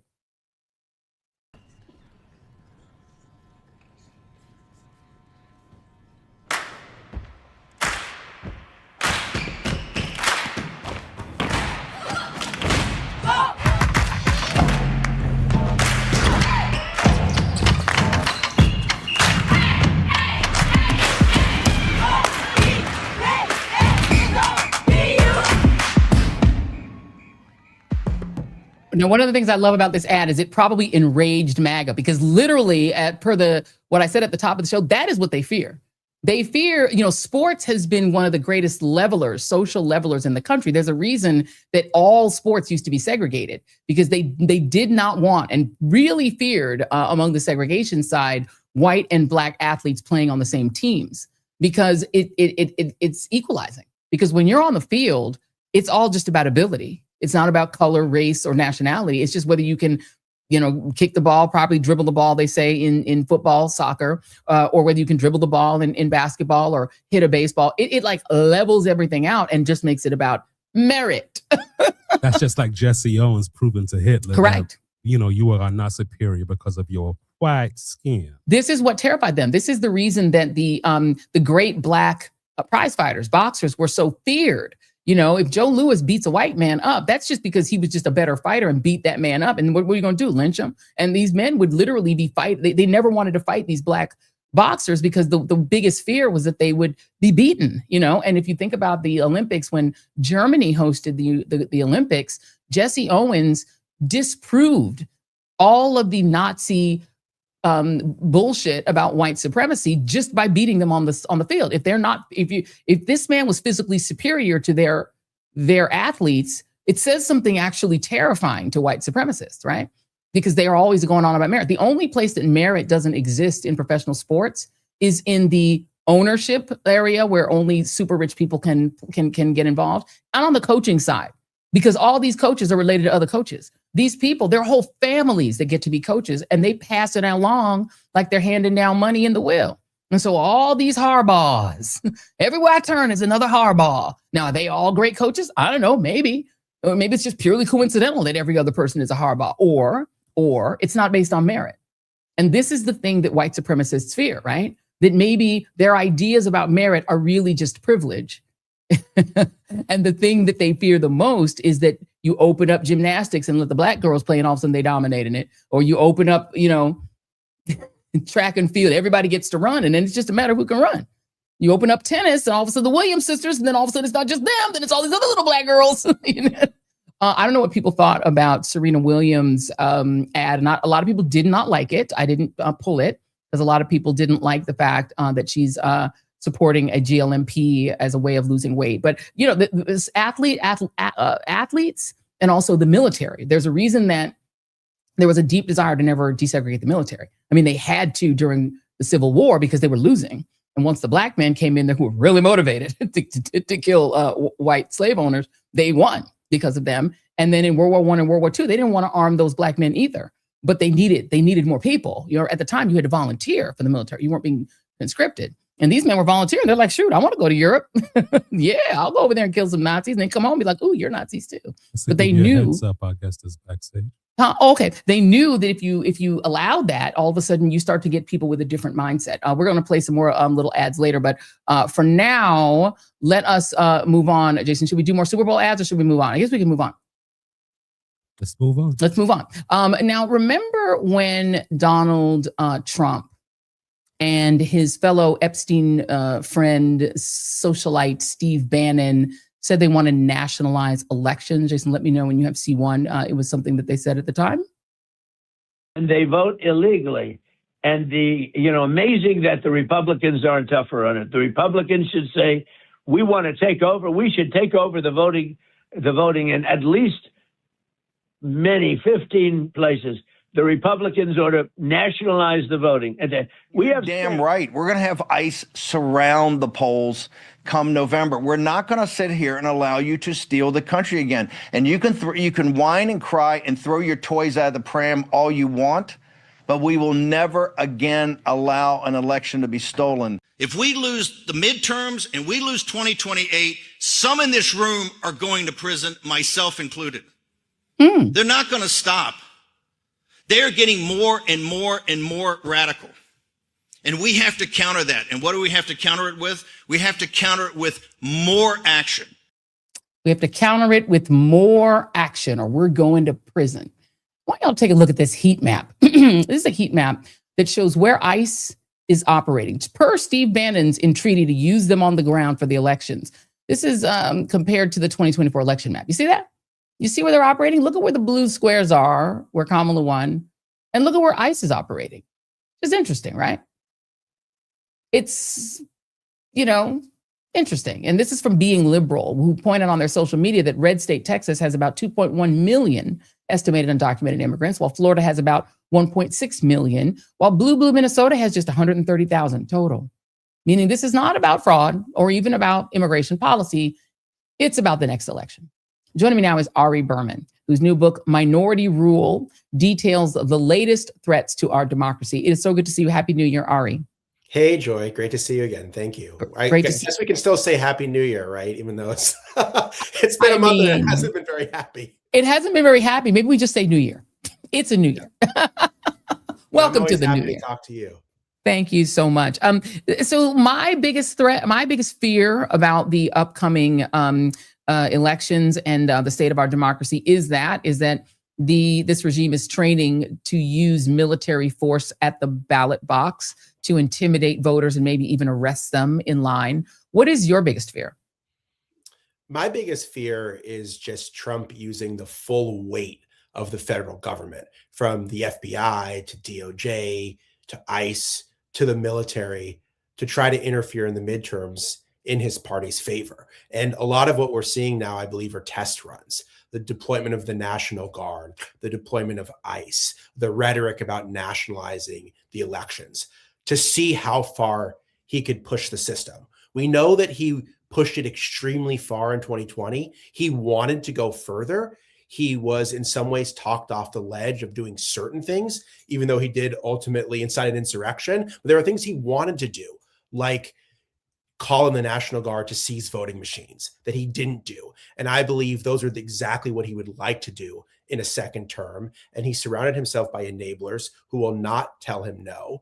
And so he's going to push this as far as it'll take to try to remain in power. And I think it's just scary because what we learned in 2020, Joy, and you know this well, when he starts saying these things, you have to believe him, right? Because he will try to carry this out. Now, I'm not sure his administration will be successful. I'm not sure he'll be able to pull it off, but we know what is coming because they're telegraphing it right now.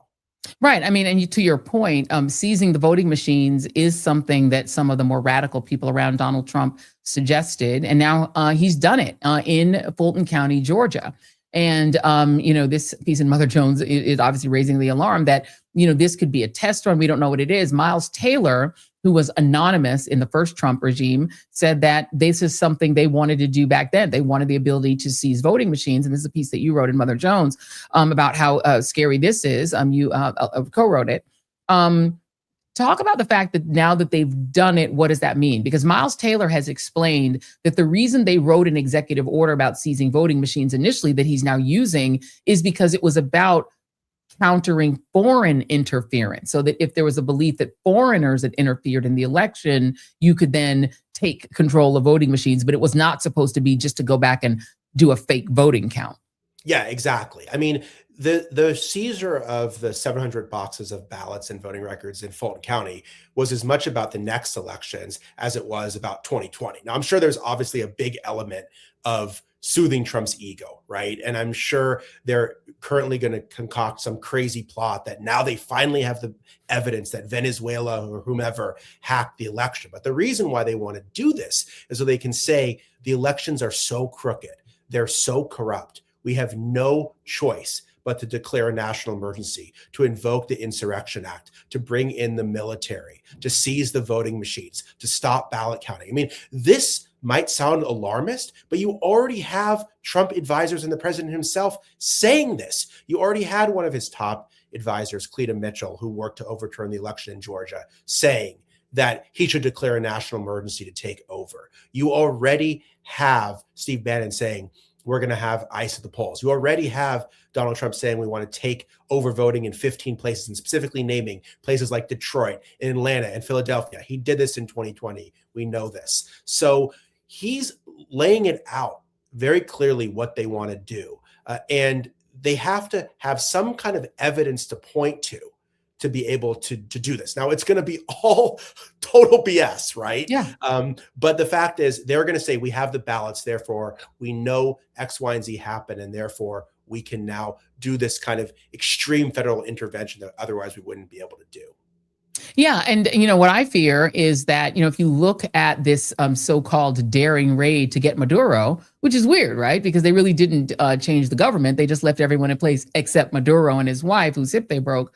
Now they have custody of him. They can get him to do anything. They could get him to concoct a false confession saying that, in fact, the very much dead his very much dead predecessor really did rig the election, that they have some sort of magic machine in Venezuela that allows them to rig elections. Or they could just ask him for advice, because this is what Maduro did. When Maduro lost the election to his opponent, he simply wouldn't leave and declared a national emergency and declared himself the winner of the election. It seems to me that maybe what Donald Trump is doing with Maduro is not having him interrogated. Maybe he's getting advice on how he managed to steal the election he lost.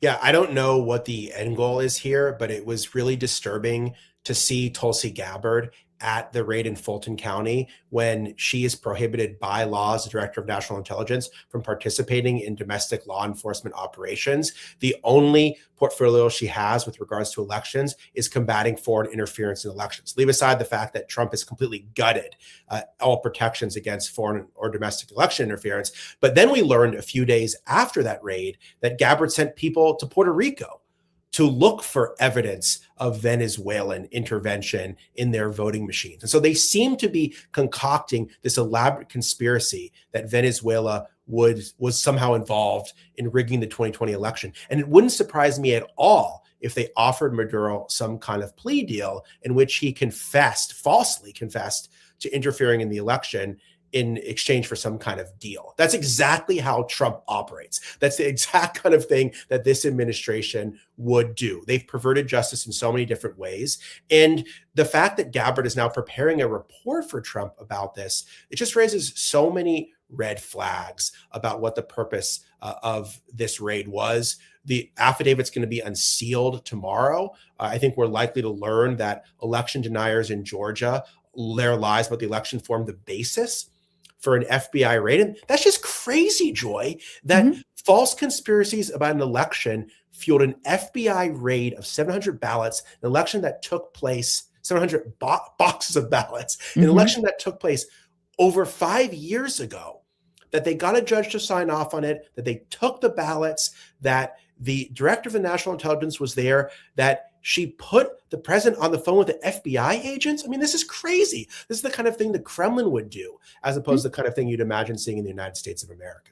Well, that's the reason that I think we have to pay attention to, because it is a kind of thing that the Kremlin would do, and Donald Trump would do anything the Kremlin would do. And to me, the big tell here, to your point, is Tulsi Gabbard and her presence there, because it seems to me that the sort of Occam's razor answer is they have custody of Maduro and his wife, which means that they could simply say to him, Mr. Maduro, you can either spend 100 years in an American prison and we'll make sure we send you to the worst one, and then send your wife to the second worst one, and you'll never see each other again, nor will you ever see your country again. Or you can sign this piece of paper that says Hugo Chavez somehow from the grave really did steal the election from Donald Trump. And that when he said, I just need you to find me 11,000 XXX votes, when he said that, which is a crime, on tape, to the then Secretary of State in Georgia, he was trying to uncover your crimes. You sign this paper, and then we will maybe let you go to a third party. Maybe you can go to Qatar and spend the rest of your life there. I mean, that is the kind of thing Maduro would do. And it's the kind of thing a gangster like Trump would do.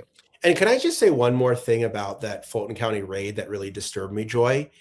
I kept waiting for Republicans in Georgia to say something about this. Because remember, it was Republicans in Georgia that stood up to Donald Trump when he tried to steal the election there. It was the Republican Secretary of State of Georgia who refused his demand to find 11,780 votes. It was his top aide who held all those press conferences that refuted Trump's lies. It was Brian Kemp, the governor, who ultimately resisted Trump's demands not to certify the election. None of them said anything in the aftermath of the raid. And that was really disturbing to me, because it really raised the question, will Republicans be willing to stand up to Trump again? We've seen so many people that have tried to stand up to him get pushed aside, have their careers ended, or completely co-opted. And we already know that in his second term, he's completely surrounded by enablers. So the Attorney General, the Director of National Intelligence, the head of the Pentagon, the head of the military, they are not going to stand up to Trump like they might have stood up for him in 2020. And that's really why it's going to be on people, popular movements, Democrats where they have power to try to stop this attempt to interfere in the midterms. Because we can't just assume that even the Republicans that stood up to Trump in 2020, and that was a very small number, even the Republicans that stood up to Trump are going to do it again. Well, the difference between now and then, of course, is Pam Bondi, who could simply get another indictment like she did with Letitia James, like she did with Don Lemon. What she's doing is demonstrating that she's willing to indict anybody that makes Trump mad. And so now if you're the Secretary of State or the governor of Georgia, you have to think to yourself, am I financially capable of withstanding a bogus indictment that accuses me of committing crimes? Because Donald Trump said I think we have to remember what he said on that tape, that if you don't find me these votes, you could be committing a crime. And now he has the perfect enabler. Pam Bondi is completely amoral. She has not a shred of morality. If Donald Trump said tomorrow, I need you to indict Brian Kemp, she'd do it. She'd just come up with something. Then she'd say, oh, I have a grand jury. She'd do what she did with Don Lemon. I mean, we're in a situation now where we're much more like Russia, Ari, because if Pam Bondi just says, cook me up an indictment against the governor and the Secretary of State of Georgia, it will happen. And then they'll have to fight, oh, yes, bogus, but they're going to have to spend a lot of money to defend themselves against a case. Maybe she charges them with treason. We don't know mean, what she would do. You also saw, this didn't get a lot of attention, but the head of the Board of Elections in Fulton County basically said he was told he was going to be criminally charged. And he also mentioned that the Secretary of State of Georgia might be criminally charged and his top aide might be criminally charged. So this is not over. The seizure of ballots was the first part of their attempt to try to subvert the midterms, but they could criminally charge people. They could go much further in terms of what they might do here. The only thing that gives me hope here is we talked earlier about ICE and the ICE deployments and how they're specifically designed to terrorize blue states and cities. And what's fascinating is, and a lot of this was because of the awful things that ICE did, but public sentiment of ICE has changed dramatically. People understand what the administration is doing. It's not about immigration, it's about intimidation, right? And it's well beyond any kind of immigration capacity or operation. And I think what has to happen with voting is the same kind of thing, which is that people who support this kind of thing, people who support this kind of political interference in a free and fair election, they have to face backlash for doing it, right? This can't just be like a inside the beltway among politicians, good government process issue, right? There has to be the same kind of outcry about the attempt to steal the election as there is about the other things that Trump is doing. I think that to me may be ultimately what brings some Republicans to speak out. If they feel like there's a political cost to going along with what Trump is doing, they might actually speak out. But just imploring them to do the right thing, that hasn't worked for 8 years now, and it's certainly not going to work in terms of the midterms. And so I would really like to see the political pressure ratcheted up here, and the people that are talking about suppressing the vote so openly be held to more account. Indeed. I'm going to give you one final question to you, Ari, because that is the thing. And you've given us one answer as to what we can do. I think that people, when they hear all of these things, it sounds so terrifying that you think, well, what can I do? As an individual, how can I stop this? I can't stop, a Kremlin style gangster capitalist autocracy. How do I stop it? What do I do? What would be, one piece of advice, something that people can do themselves? Well, I would just remind people that the administration's operating from a position of weakness, not a position of strength. They're doing these things because they're afraid that their grip on power is slipping away. And so people need to make them feel it. And that means voting, not just in the big elections, but the small elections as well, getting involved in the election process. I saw a study that 50% of election workers have stopped because it got too much for them. So people need to do the same kind of things they did in 2020. They need to volunteer to be poll workers. They need to volunteer to be election officials. They need to get involved with the political process. They need to go to election meetings. They need to call their secretaries of state. They need to ask their elected officials, what are you doing to make sure there's a free and fair election? What are you doing to Trump-proof the system? All of that has to happen before people cast ballots, because if you try to do it once people are voting, it's already too late. So the plan to Trump-proof the election, the plan to unrig the midterms, it has to happen right now. It can't happen in October or November.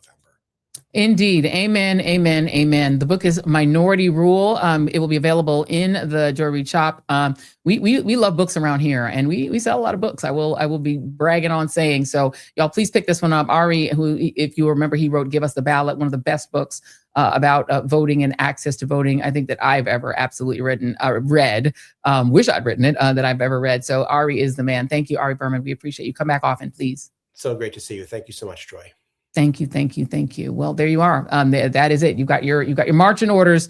And look, scaring is caring. Okay, we try to tell you the things that could happen because they could happen, and you should be aware of them. Don't be afraid. Just be informed. And as I just mentioned, we at the Joy Reid Show, we're very proud of our new status as booksellers and book promoters. And I'm very pleased to announce that one of our favorite guests has landed on the New York Times bestseller list. Thanks to you guys. And I'm looking at all of the chat. So thanks to you guys who have been so supportive. Our friend Clay Kane, his book, Burn Down Master's House, landed at number 5 on the New York Times bestseller list. There it is, Burn Down Master's House. And he joins me now. Clay. Oh, my goodness. Joy. Congrats. Thank you so much. Listen, 2 years ago, I was a New York Times bestseller. On your old show 2 years ago for the Grift, we were on the list at the same time. 2 years later, here I am on the fiction list, the only Black man on the list during Carter G. Woodson's Black History Month. Amen. I want to say thank you to your audience. And I want to be really clear about something. I got 0 legacy media support. And you predicted it. You said this is going to be an issue for you to get support for this book because of the content, because you're talking about what they're trying to ban. You're talking about what they're afraid of. You're talking about truth. 0 mainstream media support. I mean, not even a blip, not even an article. I mean, in print or in television. What? Nothing. Oh, hold on. So let me back up just for y'all. I just got to let you, and I like to let y'all in on the tea and the way things work. The way the book world works is that when you have a book come out, particularly if you're already a New York Times bestseller. So remember, there's like 10 books or 12 books on the list or on the New York Times. So getting your book on that list is a huge, huge deal. So if you've already done it like Clay has, people then say on your next book, hey, can we run an excerpt in the Atlantic? Can we run an excerpt in the Washington Post and the New York Times? People want to run a clip of your book, and then everyone wants to interview you. The New York Times Book Review wants to do stuff. If you are a New York Times bestseller and you don't get any of that, and you don't get booked on the Today Show and on CBS Morning News, that's unusual. Like, that is not the way it normally works. So you're telling me that as esteemed as you are as a writer and as successful as you've been for your publisher, nobody but the Joy Reid Show was like, let's put you on? Nope. It was Joy Reid. It was Don Lemon. It was independent media. It was Sirius XM, which is radio, of course. And when I came on your show, it was astounding. The sales spiked within hours. So here's what I love in this moment, what it shows us. One, how mainstream media is becoming more relevant. But 2, how you cannot gatekeep. For me to be number 5, I'm above John Grisham, which is crazy.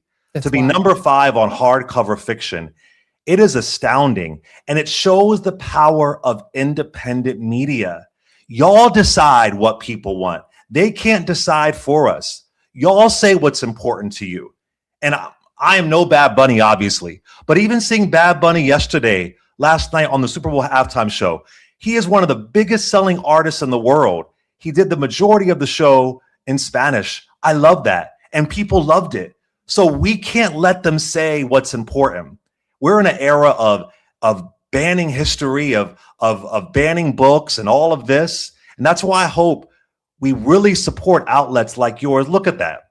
Look at that. I mean, and mind you, I'm going to say this respectfully. So many people said, you can't go from nonfiction to fiction. Oh, you're going to do a story about slavery, censoring Black people, censoring rebellions. It's not going to be like Amistad starring Anthony Hopkins and Matthew McConaughey. You know what I'm saying? Like, you're going to censor Black people. White characters. Right. Exactly. So it's really, it's powerful. I got to say thank you to your audience. I mean, independent media is where it's at right now.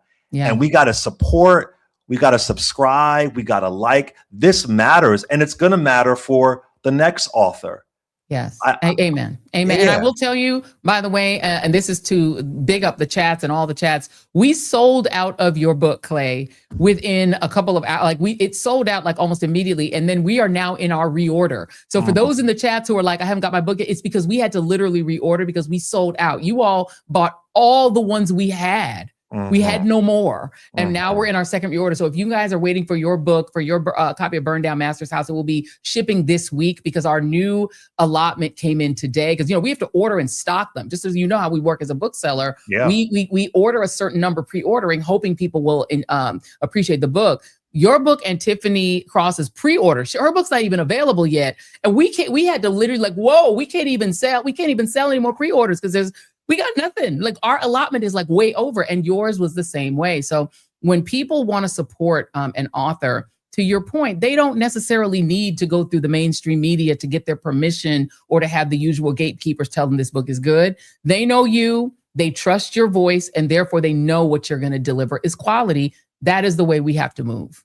And you told me many years ago, I'll never forget, on my Sirius XM show, you said you have to interrupt the lie.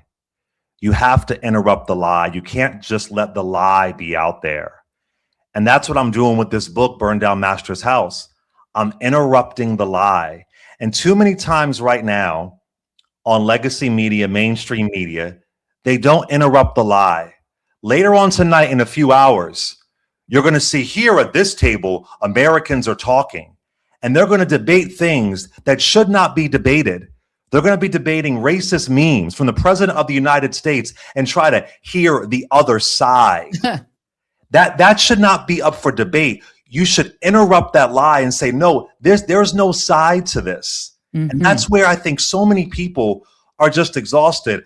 I was in Georgia this past weekend. I've been all over the country. I'll be in Texas in a few days with your friend Keith Boykin. He'll be doing an event for me. I mean, I'll be doing all these spots. And what I'm hearing from folks is the exhaustion of the media, exhaustion of constantly having the other side. I mean, you didn't hear Frederick Douglass saying, we have to hear the other side of Confederates. Right.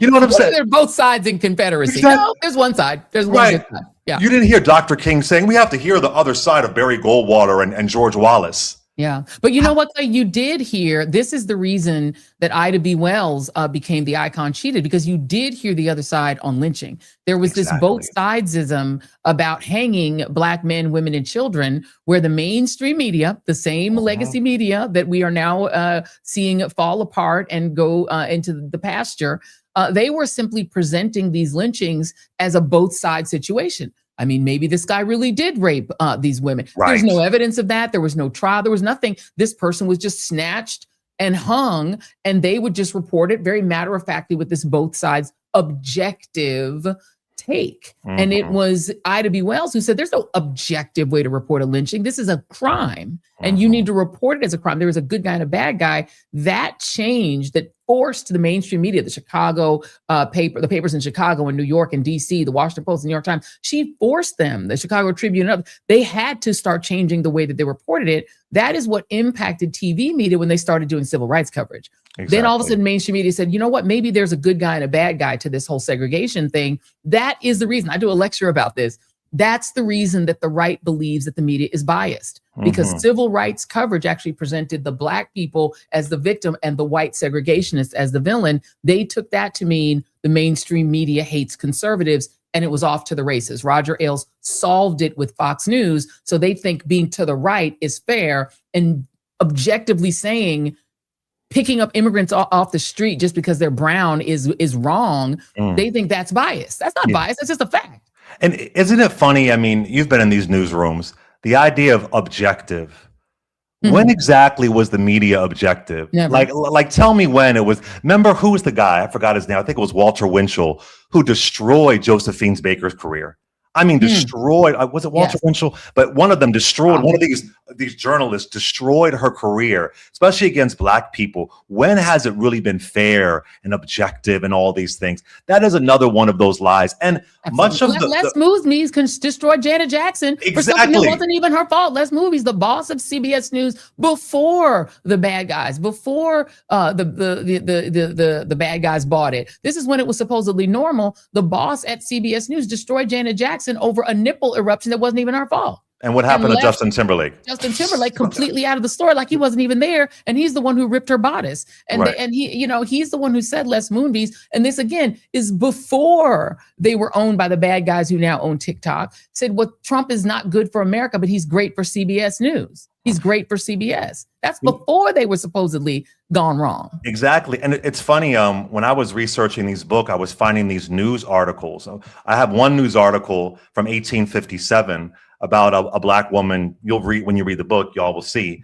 But the way they described her as an insurrectionist, as being unpatriotic, as being a terrorist, every article that I found on enslaved people fighting back, the way they were described, it just rhymed to today.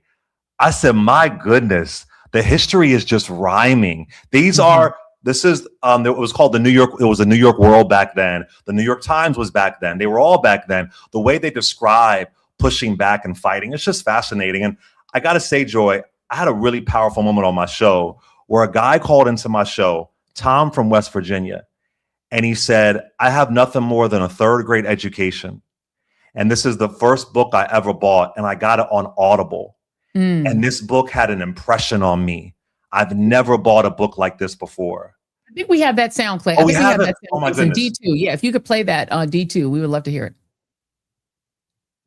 And that's okay. I ordered your book for my mother. I got the audio book, and that's the first time I've ever listened or really read a book my whole life. I can't read, but like third grade education.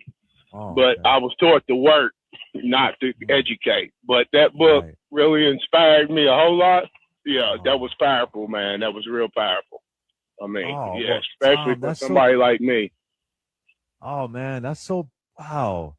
That really touches me that Mm-hmm. you were able to absorb the book. It could still touch you, man. Like that's another reason why I wrote it. I want Reese, you were saying this as far as it being accessible, right? Yep, I was saying that. I'm proud of it that it's beautifully written, but I wanted it to be accessible and all that good stuff. Man, Tom, this is probably the best comment I've heard all day. It really, really moves me. I'm really happy just to hear that. Thank you, brother. Thank you. Like I said, education was kind of hard because I had a hard childhood, but I do know how to work and I do know how to survive. But then, like I said, when I got the book and then I started listening to it, when I asked about the book, they said, "You're getting a book?" I said, "What are you talking about?" Yeah, that's what people was telling me. "Are you ordering the book? What's wrong with you? You got a temperature or something?" I said, "Well, this guy that I listen to on the radio, he's down to earth. Yeah. So I'm going to get it." Thank you. And just quickly before you go, there is a talk around literacy in the book. Remember those scenes where someone's being taught? Yep. And even for another character as well, there was a talk around literacy in the book. So a small part of your story, Tom, is in Burn Down Master's house. So I thank you for that, Tom. What up? That is amazing. And Reese, big ups to Reese Colbert, my who is girl. we got to get her on the show, Jason. Reese is everything. She is fantastic. So big ups to her as well. But that had to be so moving to have somebody so personally be moved by your work, even though he couldn't read it on his own. Listen, the New York Times is amazing. That's a blessing. But to get that's the reason why I wrote the book.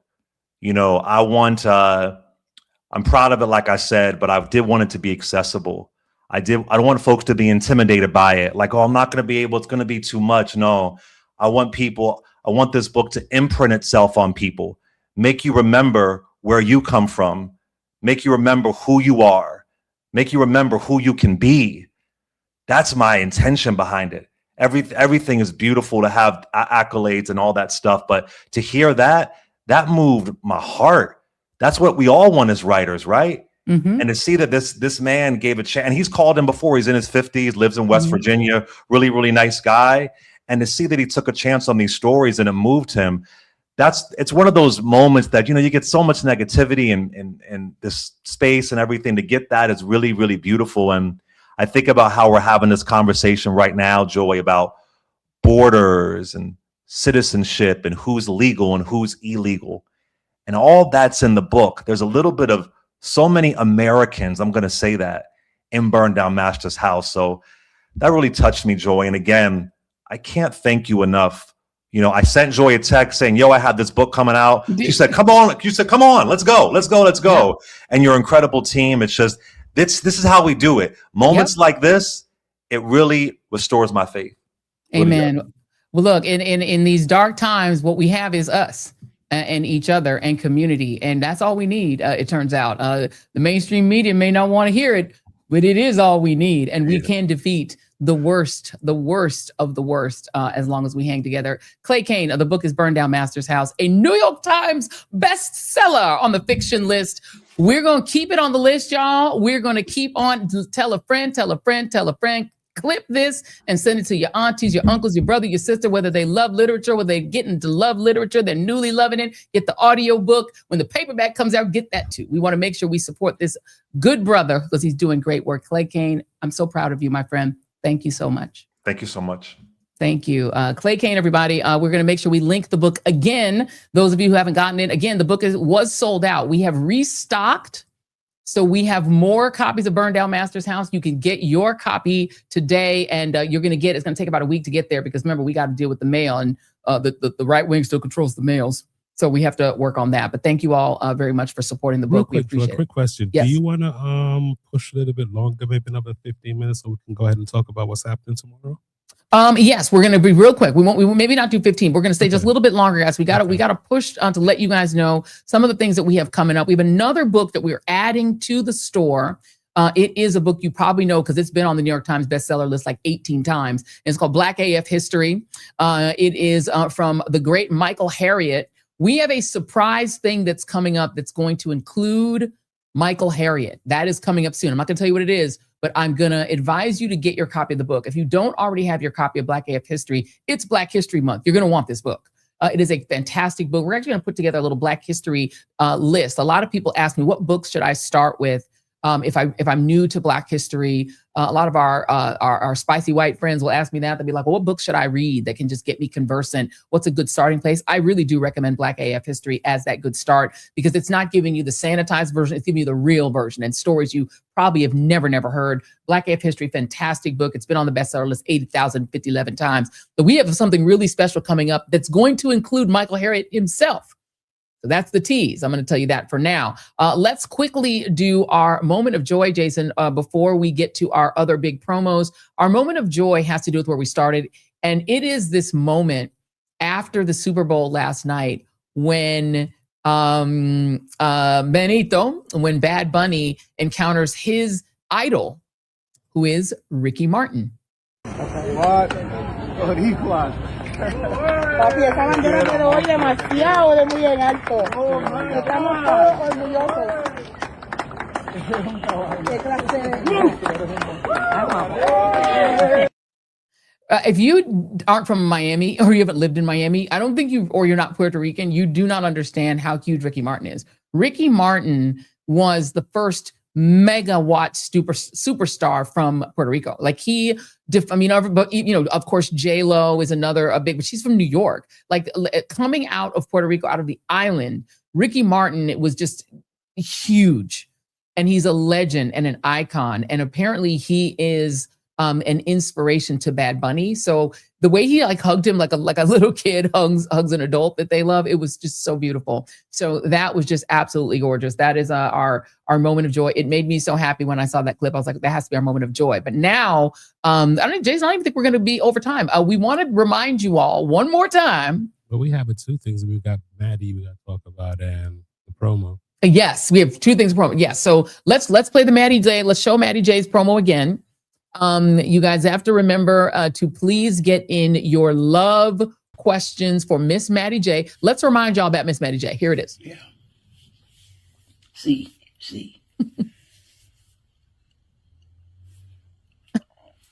I studied healthonomics.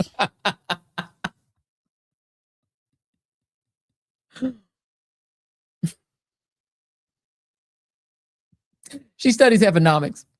And she's going to, whether you got a heifer problem or non-heifer problem, you are a heifer. Maybe you are the heifer and you want to ask some advice on how to unheiferize yourself. You want to de-heiferize, or you maybe want to deal with a heifer, or maybe you just know a heifer and you want to try to help her out or him out. Maybe there's a male heifer. Say whatever. Maybe a heifer's trying to beat down your door, whatever it is.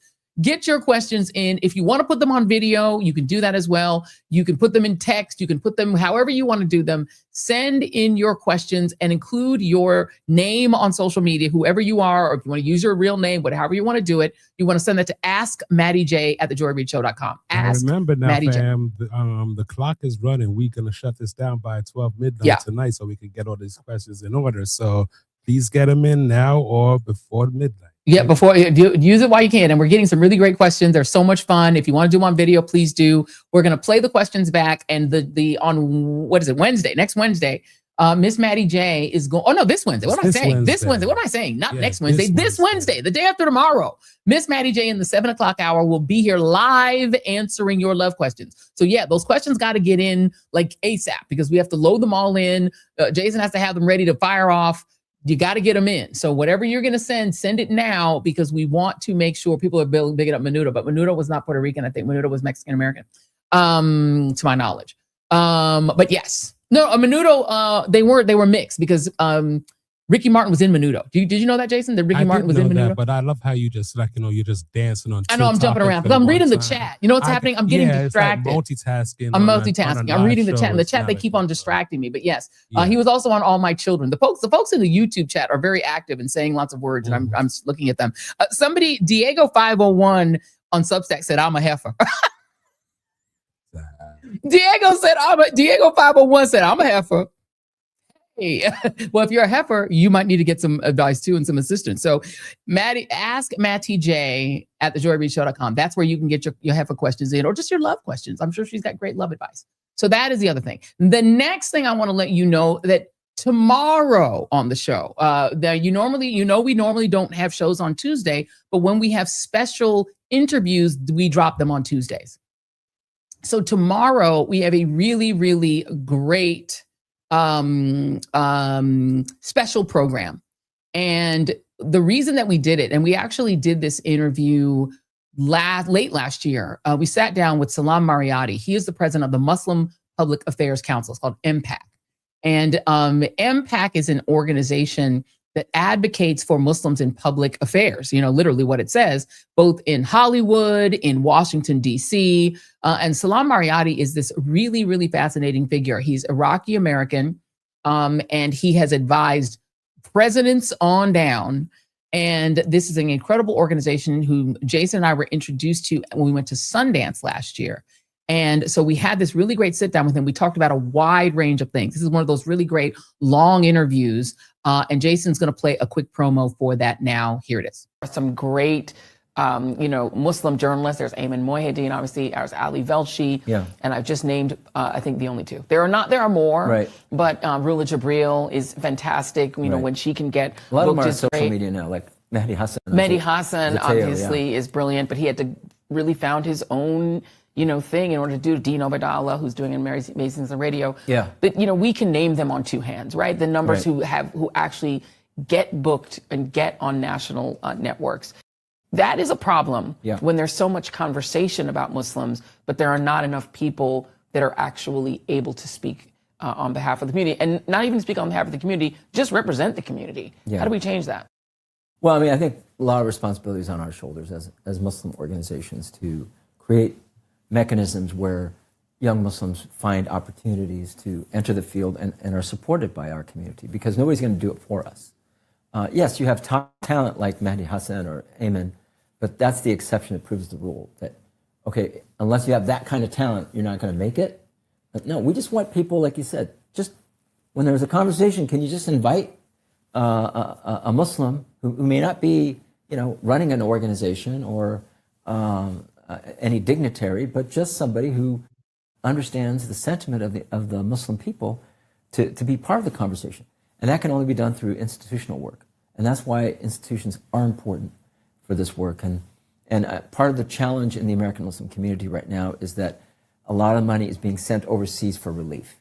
So they see babies that are suffering from famine, people who have limbs cut off, or homes destroyed. So immediately your impulse is, let's send money overseas. Or they build a school, or they build another mosque. But when it comes to building programs to get young Muslims to enter the field of media, it's still low on the totem pole. Salam Mariyati, one of the nicest gentlemen, and he came to the basement and did a really great interview. I think you'll really enjoy it. He's really smart. He's a very interesting man. And so that interview will air tomorrow night, so off show normal hours. So tomorrow night, 6 p.m. right here on the Joy Reid Show channel. So please check that out. It's a really important interview, particularly in these times when Muslims are one of the group that is under the greatest pressure in terms of the ban on people traveling from dozens of countries, and also some things that are happening in real time due to all of this anti-DEI behavior. So there's that. I'm so going to do my shameless plug again. Do your shameless plug. There you guys go. You see the QR code on the bottom right side of your screen. Grab that phone if you haven't done it yet, and go ahead and vote. Vote for me, I'll set you free. Jason is very determined to win this NAACP Image Award. We don't have to, but it'll be nice. It would be a lot of fun. I do want to say that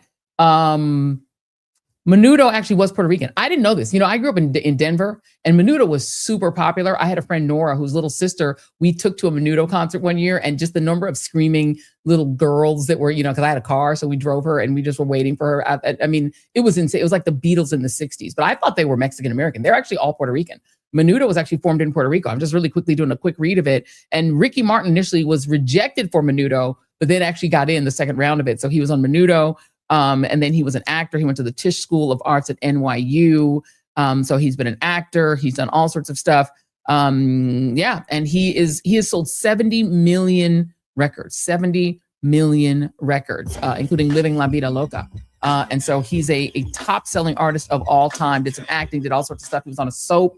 I can't remember which one, but yeah, people were obsessed. If you were a Gen Xer in the 80s, you definitely had a friend with a younger sister that loved Menudo, or you were the person that loved Menudo. So that's the way it is. That'll be tomorrow night. So that's it, guys. That's what we've got. Make sure you send in your Ask Maddie J questions, and stay tuned on Wednesday, because we will be announcing what the Michael Harriet special is. I promise you, it's going to be a lot of fun and super dope. Thank you all for tuning in. Please hit like and subscribe. Don't forget, do that. Hit like and subscribe. We appreciate you all tuning into the Joy Reid Show, and we will see you on Wednesday. Get your Ask Maddie J questions in, and vote for us for the NAACP Image Awards. Like and subscribe. Love you guys. Have a good night. Goodbye. Getting back to the basics, grassroots level. Let me dig a little deeper with the shovel. Plenty can't tell the forest from the trees, and I'm hard to detect, like a black hole in the dark.